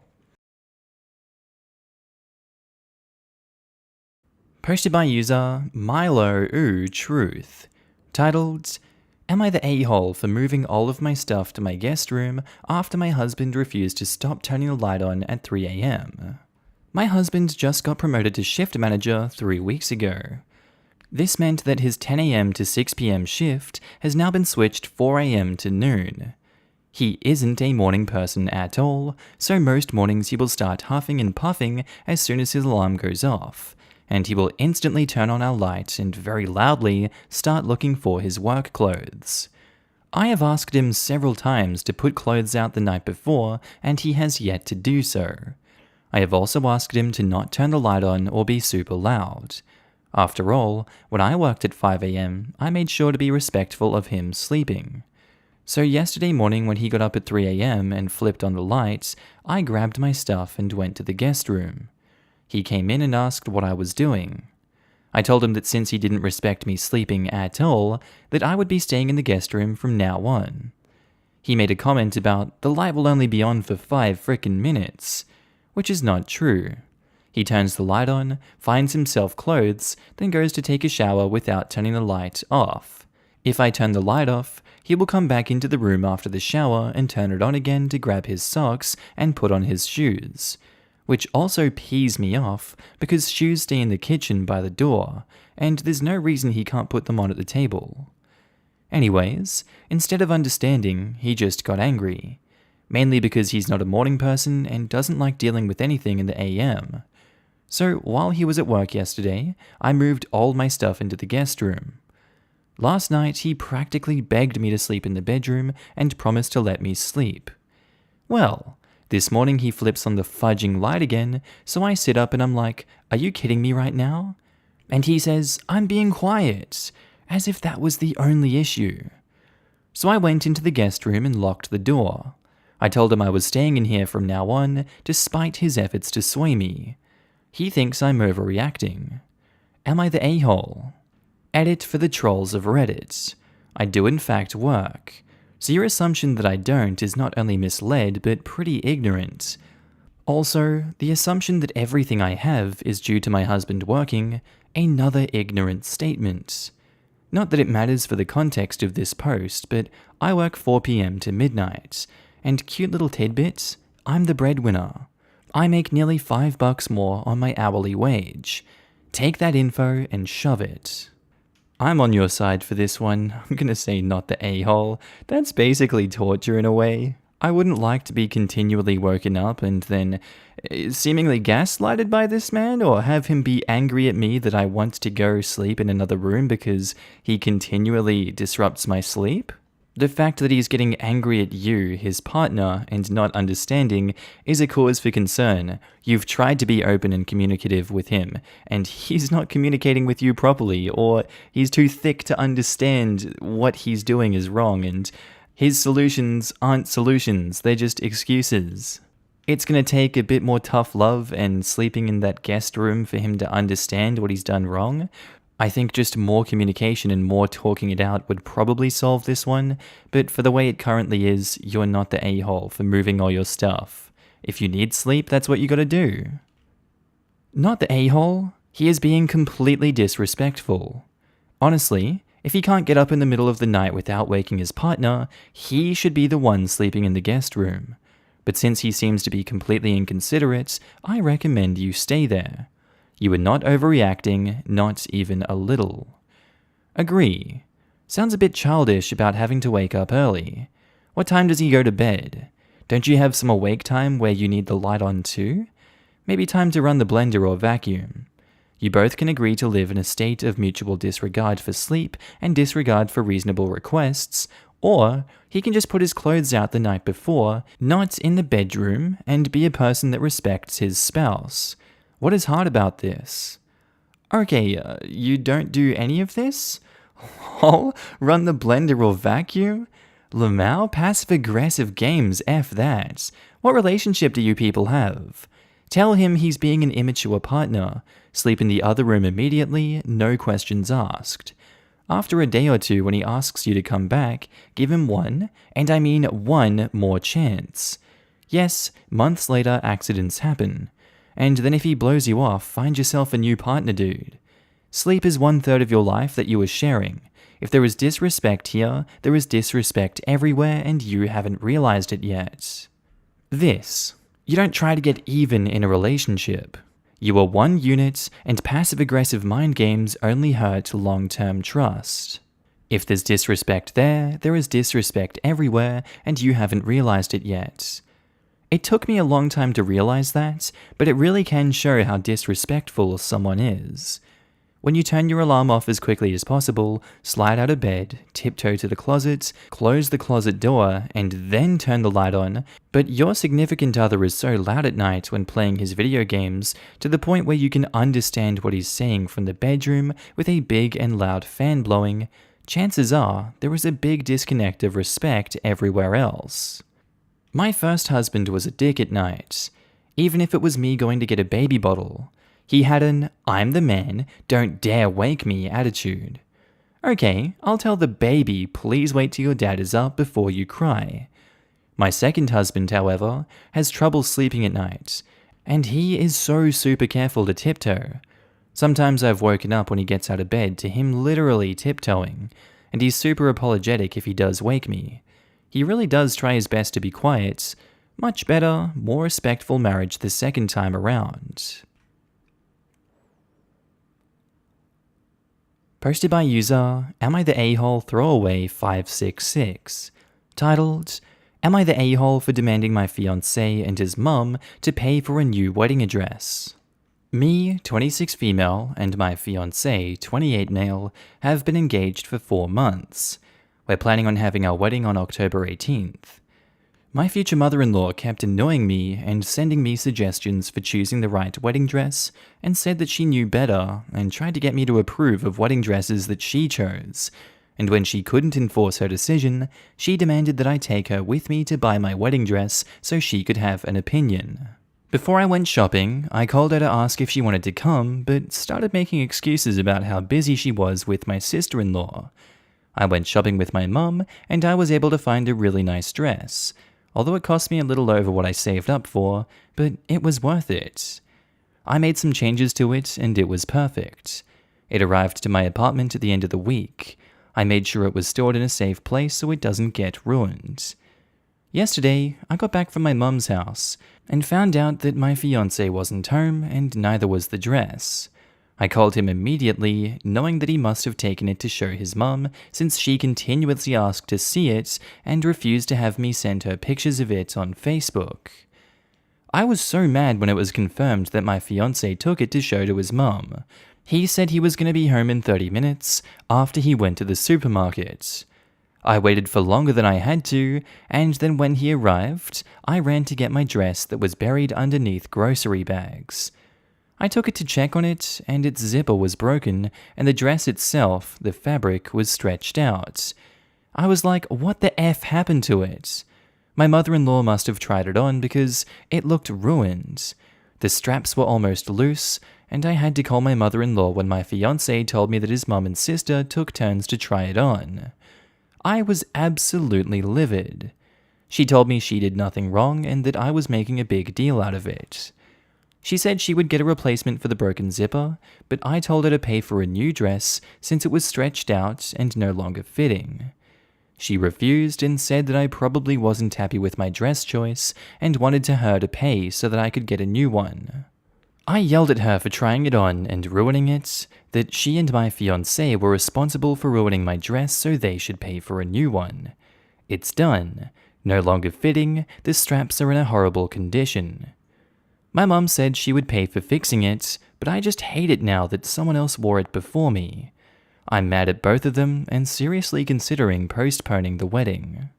Look, I genuinely can't blame you for being mad that they both took turns with your wedding dress. That's some serious disrespect, and I would consider, maybe not inviting them to the wedding for that one. I feel like that's a big enough offense that they've crossed a line that much that I wouldn't want them at my wedding for that. And I would definitely postpone the wedding for that. Jesus. I'd question your husband too for letting him have the wedding dress under all the grocery bags.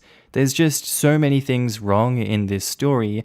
I really feel like you need to take a step back and reassess your priorities here. But whatever the case, I'm gonna go with not the a-hole for this one. Not the a-hole? Girl, do you hear yourself? Your fiancé took your wedding dress without permission and allowed multiple people to try it on. Do you understand how disrespectful and inappropriate that is? You not only have a bad mother-in-law problem, you have a huge fiancé problem. Needless to say, I'd be doing more than postponing.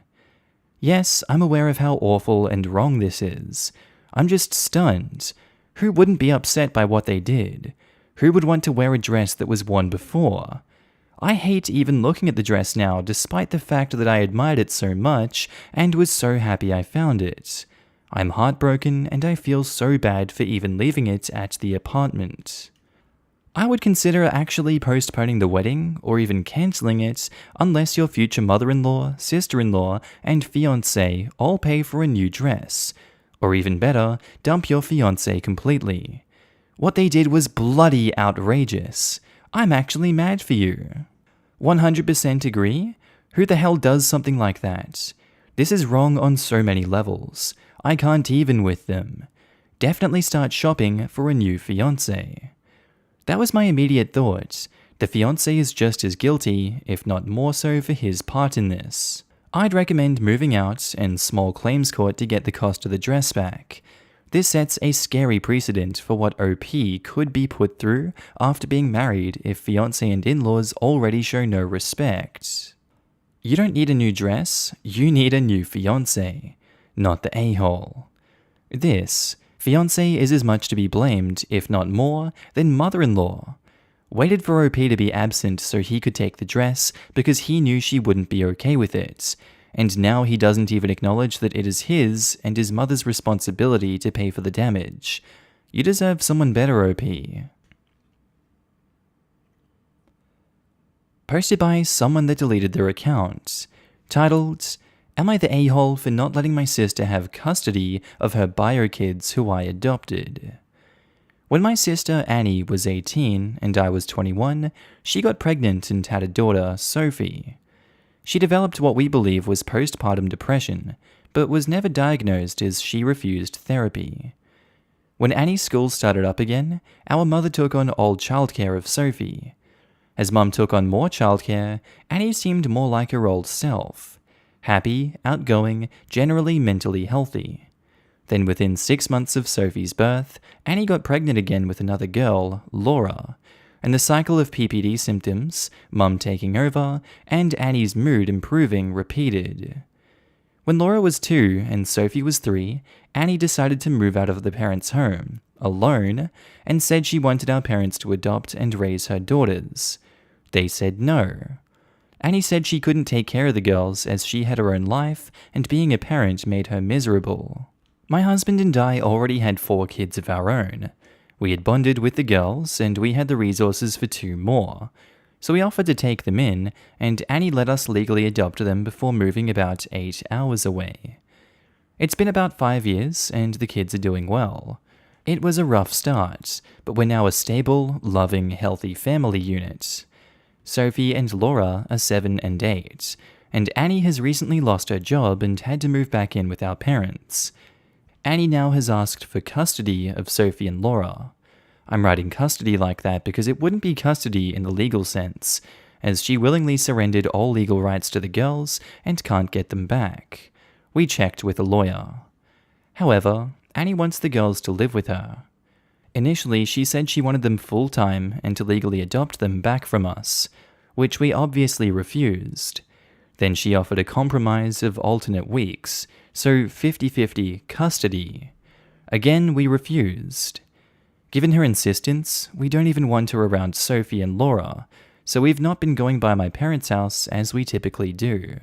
It's been a month of constant badgering, insisting we let Annie bond with her daughters and allow her to at the very least take them for overnight visits, saying that Annie had PPD 5 years ago and now she's ready to be a parent. I've responded that we are not babysitters. We are Sophie and Laura's parents, they are in a good place, and this will be detrimental to all 6 kids. And Annie doesn't get to step in now when she's never stepped up in the first place. The response from my parents and Annie is that I'm being unsympathetic to her PPD, and I should let her at least have a chance, rather than deem her unfit without giving her a chance to prove herself. Plus, given that we already have 4 kids other than them, Sophie and Laura could probably do with a smaller household, and saying we're being unreasonable for not allowing Annie to bond with her kids. Am I the crazy one here? How do the parents raise these 2 daughters of their own, their whole life, understand what these 2 are like, and still give in to the fantasy of this Annie? Annie is living in a fantasy. She's just coming out of nowhere now and saying, alright, I'm ready to take the kids in again, take them away from the family unit they've been used to, and let's put them back with me and see how this goes. You are genuinely delusional if you think that that's going to work, Annie, and the parents are delusional too for buying into this.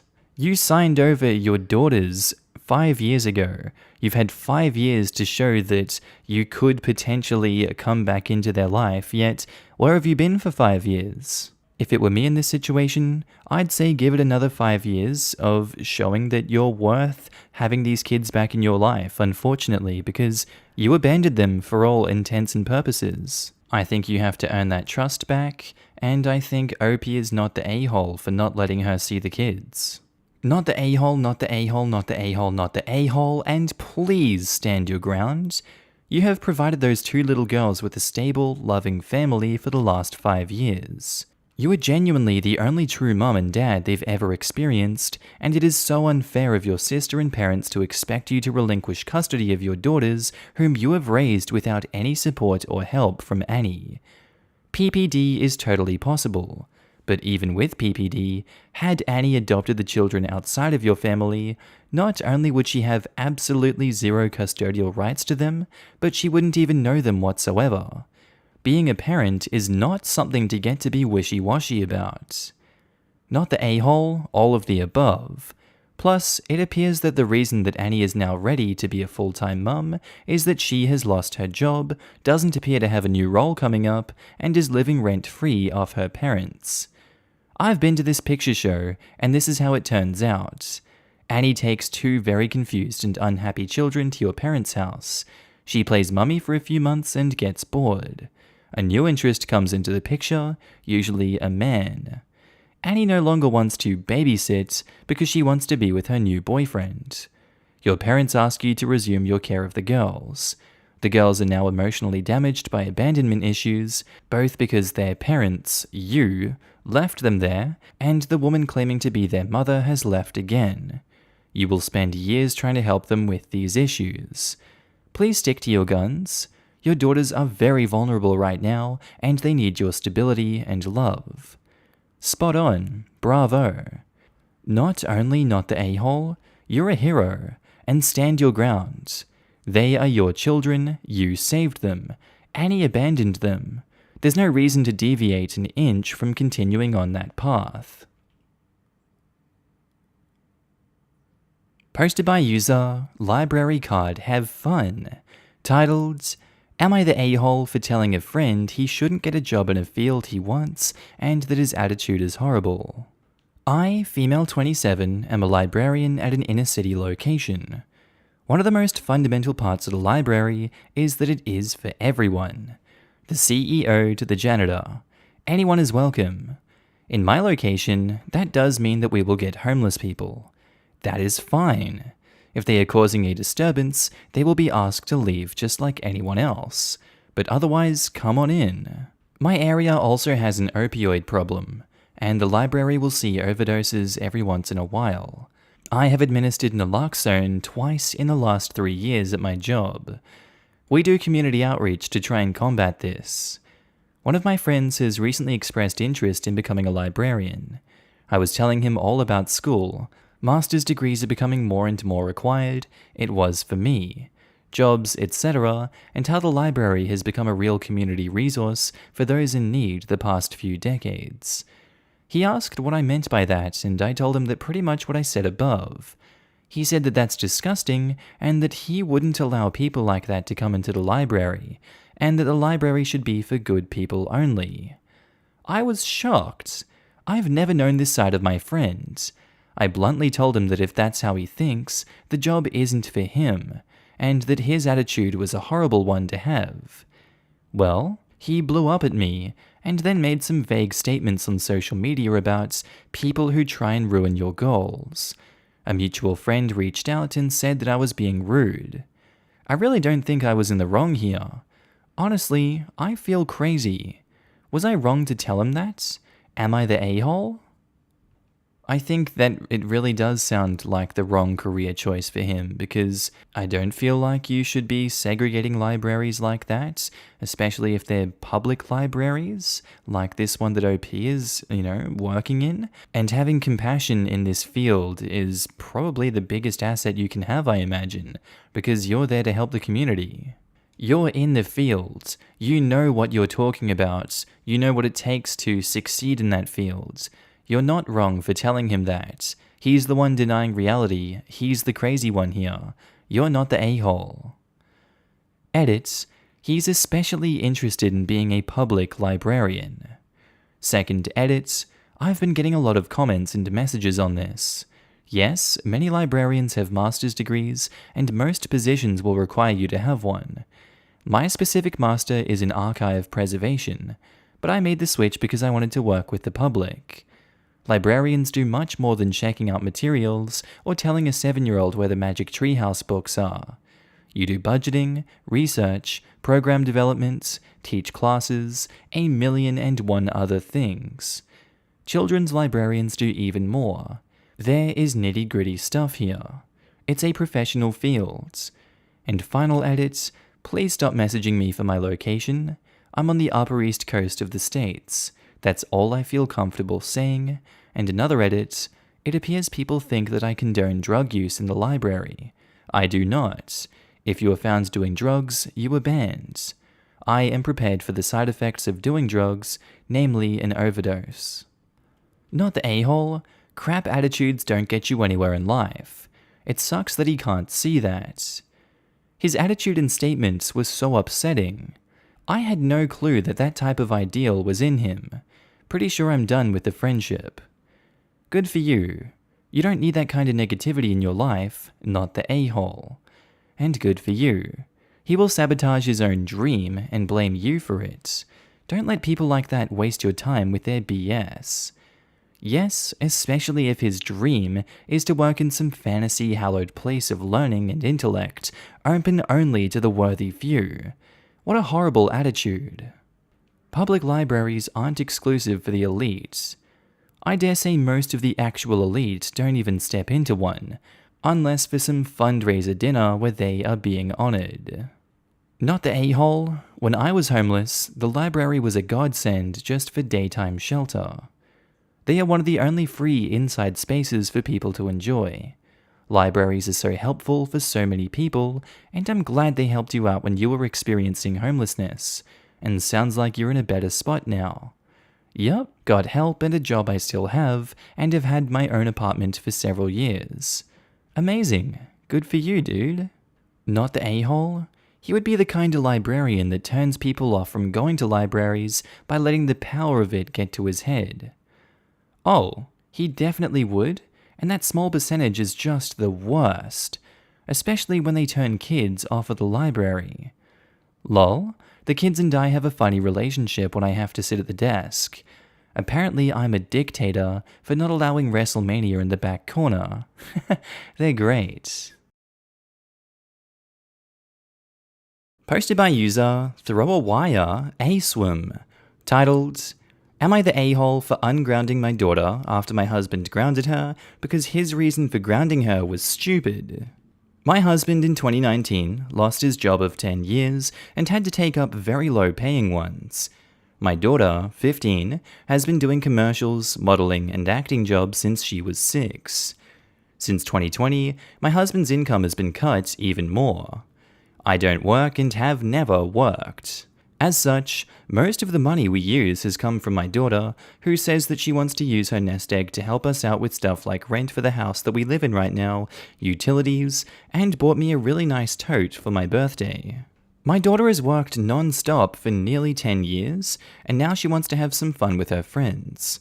However, my husband decides to get strict and tell her that curfew is 11 p.m. She decides on Monday to go out with friends from the neighborhood. My husband texts her at 11:05 and says if she's not home in 15 minutes, that we were going to have a problem because she didn't call ahead. She sends back, I'll be home when the Uber I decided to call pulls up to the damn driveway. Don't forget to turn off the lights I pay for. She gets home at 12:30, and my husband is mad at her snark and her rule breaking and grounds her for 3 days. Tuesday morning he goes away to see his mum with cancer. He calls later, saying that he's going to be gone for a couple of days because she's in bad shape. Tuesday afternoon, I tell my daughter that I'm ungrounding her, and that her dad was wrong to ground her, and that we cannot begin to repay her for her support. I feel like my husband's curfew is stupid because she's homeschooled and doesn't need to wake up early. Second, my husband tries to treat her like a child, yet apparently thinks she's adult enough to pay nearly all of our bills. I think it's hypocritical, and that the My House, My Rules is being abused because our daughter is the one paying for most of our expenses from her own money. Am I the a-hole? I feel like my husband is robbing our daughter of her agency, and this is a crappy way of repaying her for her supporting us until he finds better work. My husband found out that she was at a house party through Instagram and is texting me angry messages, but I texted back that he had no right to ground her in the first place. I feel like a lot of the tension in this situation would have been fixed if OP had been working. Like, you don't work and you have never worked? Is your plan to always be a housewife? Always be a stay-at-home mum? I don't know, I feel like that's where a lot of these problems are coming from, with you not having an income to support the family. You've not really given us any reasons as to why you're not working. But regardless, I can see where the husband is coming from with his frustrations here. He's trying to do what he can for this family. Your daughter is also providing for you guys and doing a very good job of it. I really don't think that that does give her an excuse to be out till 12:30 partying, especially in the times that we're living in currently. And I personally don't really see where the husband is screwing up in this one. He's still trying to support the family. He's still trying to punish the child when the child does wrong. I don't know how much agency you're supposed to be giving your daughter at this time in the world. Yes, she is supporting you guys, but she's still 16 after all. From the way I see it, it's everyone sucks here, but I'm still on the side of the husband after all is said and done. I don't see how this was wrong for him to ground her, and the fact that he's going to see his mum with cancer and you seem to just be undoing all of the work that he's done in a way. You don't really seem like that much of a supporting partner. Everyone sucks here. You and the 15-year-old suck. I really don't think he sucks. Everyone sucks here. Jesus Christ, get a job? No 15-year-old child should be the primary breadwinner in a house with 2 adults. Curious, what's the rationale behind the dad being an a-hole here? He gives her a curfew. He gives her a chance to come home with no consequences after she breaks curfew. He receives snark from her and gives her consequences as a result of that snark. He texts his wife angry messages because she not only doesn't support him, but goes directly against him. Am I missing something? Or is it because he doesn't have a good enough job? We not only don't know the circumstances behind why that's the case, but I think it's unrelated to the current situation here. Because he is using his 15-year-old daughter to pick up the slack for his and his wife's failings. He can't make the wife get a job, but he could very well divorce her if she refuses to and lets her daughter pick up the slack. And unless he has multiple jobs that keeps him extremely busy, he's also an a-hole for not doing more. Honestly though, beyond that, I really don't think he has any moral authority to really be telling her what to do. She may legally be underage, but she is clearly acting like the adult and taking care of the family. I don't really see a good moral argument for why he can expect things like a curfew and to try to suddenly pull the "I'm the boss" card. It would probably be better, and the child likely needs things like that, but again, the parents have created a severe issue that makes this rather unworkable. This is one of those few cases where it just doesn't work. I mean, he deserves snark, and should be thankful that's all he's getting. That sounds mean, but again, the reality is a 15-year-old and likely previously 14-year-old is keeping the house afloat, while both of the parents are just failing in at least critical way just from what we know. Edit. Upon seeing some of OP's responses here, he is absolutely an a-hole for divorcing this mooch who sees nothing wrong with letting a child support her lazy ass because she's too good to get a job. I actually think the fact that their minor child is currently floating the house is a very good reason to continue using normal boundaries. She's in a pretty vulnerable position, being asked to take on completely outsized responsibilities, and ultimately to grow up very quickly without a lot of support or guidance. Obviously, the first thing that the parents need to do is figure out how to get their finances back under control so that they aren't relying on their child. But if she's going to keep working like this, she's also going to need some boundaries and actual parenting. Your money, your rules doesn't really work for a 15-year-old. It's an awesome recipe for enabling terrible choices, letting her walk into dangerous scenarios, and most likely negatively affecting her mental health. In this specific scenario, I think that the dad handled things appropriately with a reasonable curfew, a reasonable get-out-of-jail-free card, and age-appropriate consequences for not following through. OP is the a-hole in this scenario for basically confirming that the teenager counts as the adult in this scenario, and can do whatever the F she wants. Posted by user Recipe Muted, titled, "Am I the a-hole for telling my brother's girlfriend the real reason my brother wants a paternity test is because he's telling her something else? My brother may be one of the dumbest people alive. I watch a lot of reality TV shows, and last month I was watching episodes on YouTube of a show called Divorce Court and Paternity Court.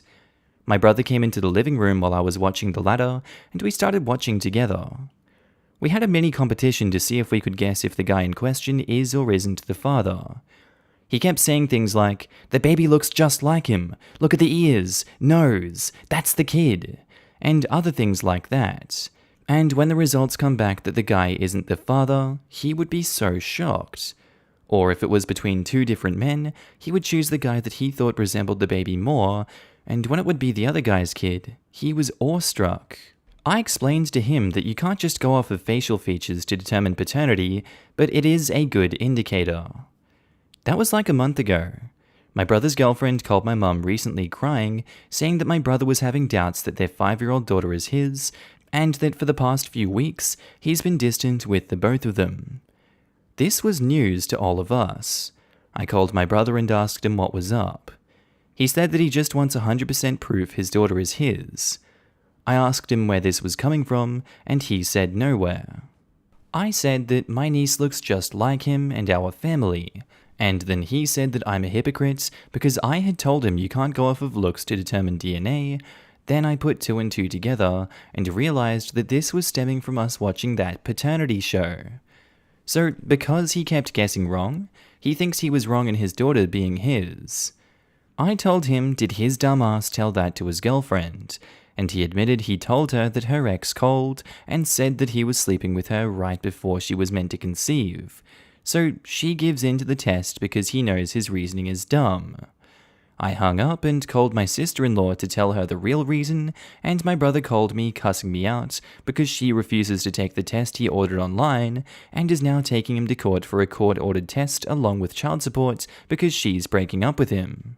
He told me I ruined his life because now this DNA test comes with a cost of monthly child support, when before, she was willing to take the test to prove to him that she wasn't cheating. This one was honestly hard to piece together what the hell is going on. But the question again is, am I the a-hole for telling my brother's girlfriend the real reason my brother wants a paternity test because he's telling her something else? He was lying to his partner, and this is the result of his lies. I don't think that OP is the a-hole for telling the truth there. I think if the truth came out later and the partner had known that OP had covered it up, that would indeed make you a huge a-hole. So I feel like you morally did the right thing in this situation, and I don't see you being an a-hole for that. He's suffering the consequences of his actions. Not the a-hole. He should stop watching TV shows if he's going to get suspicious of someone all the time. I'm honestly shocked that this dumbass show caused all this mess. I thought our competition was funny. I had no idea it was causing him to doubt his own daughter. He's been with her mum for 5 years, and now it's all over, and I'm just shocked? He's only been dating the mum 5 years, but they already have a 5-year-old daughter? Edited, because people kept commenting they just slept together before being married, they are not married. Read all of OP's posts and comments.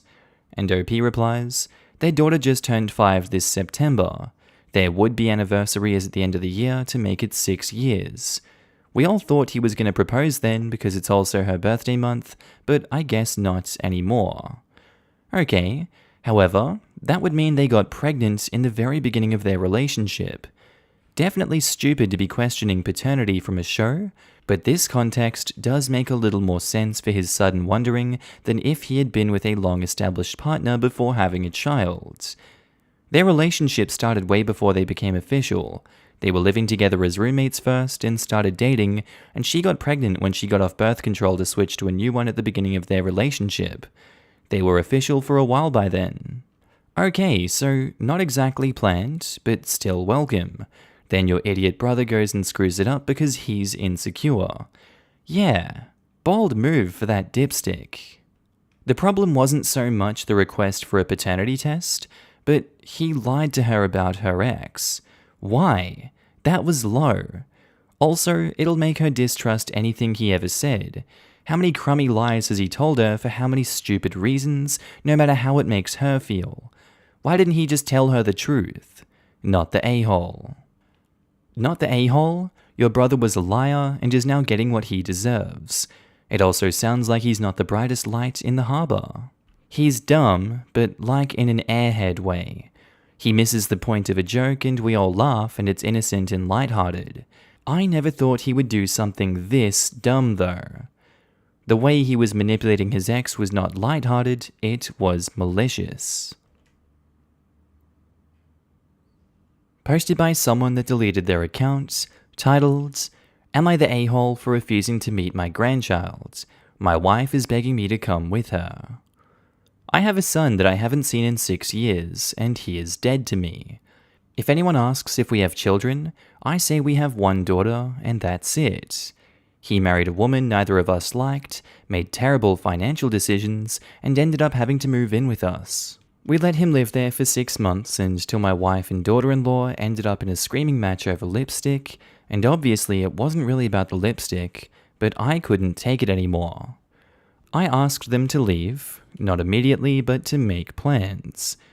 My son said that I couldn't evict him legally, and I reassured him that I didn't mean that night. I just wanted him to figure it out. He said that they were tenants because they had lived with us for over 30 days. Now, it is slightly my fault for not knowing the law, but in my opinion, my son is the scum of the earth. We had to go through a long court process, and it was months before we could get him out. Living in that house was hell. My wife screamed all the time, and it was just unbearable. I told my son the day he left to never contact me again. I don't care if he's terminally ill and needs a kidney, I'm not his father. Come again? Well, everything has been great for 6 years, but daughter-in-law had a baby, and he called my wife crying about how much he misses us and that he wants us to meet his son. My wife agreed, though when I asked her about it, she admitted that she really doesn't want to meet the baby, she just felt guilty. She is now begging me to go with her because she's uncomfortable, but I never want to see either of them again, and that baby is nothing to me. My question is, why are you coming to Reddit with all of this? How do you write such a spiteful and hateful post and expect not to be judged as the a-hole here? Like, what redeeming qualities have you given about yourself that would make us side with you? I really don't understand. I'm gonna go with you're the a-hole for this one. Again, I don't feel like we have enough information on this post, but the way you've written it, I already hate you. You're the a-hole. This is an extremely complex situation, and way above the pay grade of this subreddit. There's way too much information missing, and I genuinely feel that we would need to hear your son's side of things before anyone could even think of giving an accurate judgment. No judgment. Honestly, this is the only way to go. There is no way in hell that this is the full story, and I get a feeling that there was a lot of stuff that went on when the son was growing up. Either way, dysfunction can't be solved by, well, he did triple X, so I did triple Y, spanning back decades. And to be honest, if this is all it takes for him and his wife not to want to meet his grandchild, I'm thinking there is way more to this story. 6 years has passed. This is crazy. Sometimes we're blessed with a post where the very first sentence makes it clear that the whole thing should be read as, I am some kind of socially dysfunctional nutcase, and everything I report in this post should be taken with not so much a grain of salt as a whole fudging mine. Opening the post with, my son is dead to me, and failing to provide any coherent explanation as to why certainly qualifies. You're the a-hole? Quoting from a comment of OP's further down, she, OP's wife, would legitimately stand outside the door until I took it off the wall and scream that she wants them to die and she should have aborted him, but that was after they basically became squatters. Your wife sounds like such a deeply bad mother that I doubt your kids were raised in an emotionally healthy way. They didn't have a chance.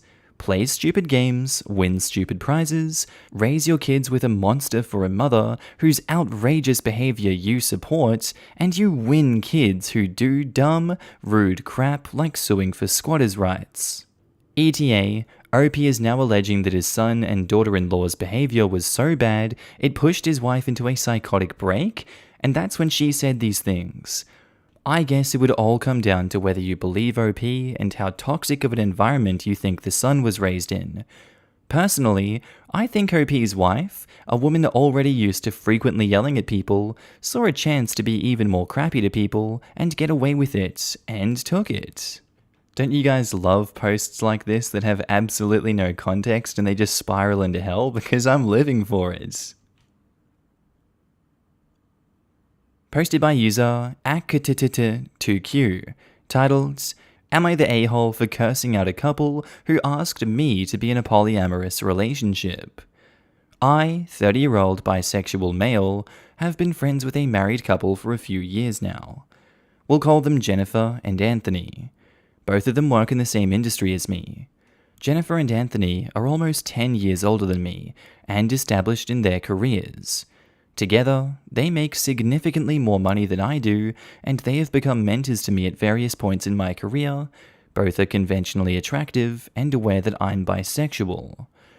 We used to go out to dinner once a week and talk about work as well as personal stuff.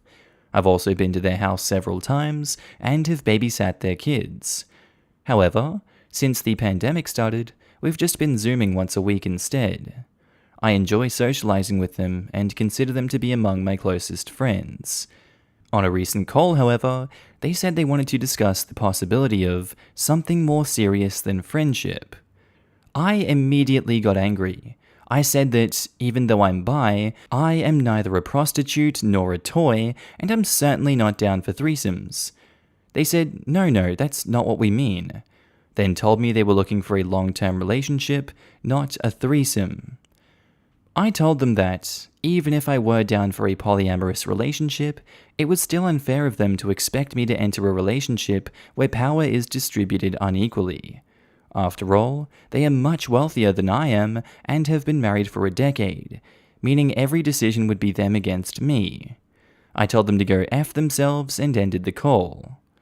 Since then, Jennifer has texted me several times and her husband has texted me once. I haven't answered. I'm still angry about this, but now I worry that I overreacted. Was I being an a-hole or what? Should I have been more polite? Edit. No, I would not turn down a single man or woman that makes more money than me, but this is different because it's a married couple. The situation feels like they are hiring me like they would a maid or nanny. And edit 2, I'm noticing big differences in responses between people who are members of the poly community, not the a-hole, and everyone else. You're the a-hole. I guess I'm going to be part of the everyone else column then, because I feel like they came to you, they communicated in a open and honest way, and yes, there is a power dynamic and a power struggle there, but it's absolutely up to you whether you are going to enter that relationship or not. They didn't come at you cursing and demanding and yelling at you, yet it feels like you spit in their face. You're a good friend to these people. They came to you respectfully asking this, and you told them to go F themselves, and that this was unfair. What was unfair about them asking a question? You can just say, no, I respect the relationship, I would like to keep it where it is, I don't feel like doing this, here are my reasons why, and you communicate like a normal, sane human being. Everyone has their bias when it comes to things like this, and I understand the polyamorous community is on your side. I just think that you dealt with this in such a tactless way.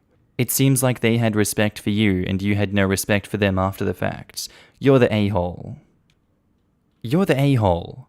You are right that that would likely be a bad relationship to enter, but yes, you could have been more polite considering they genuinely wanted a meaningful relationship with you.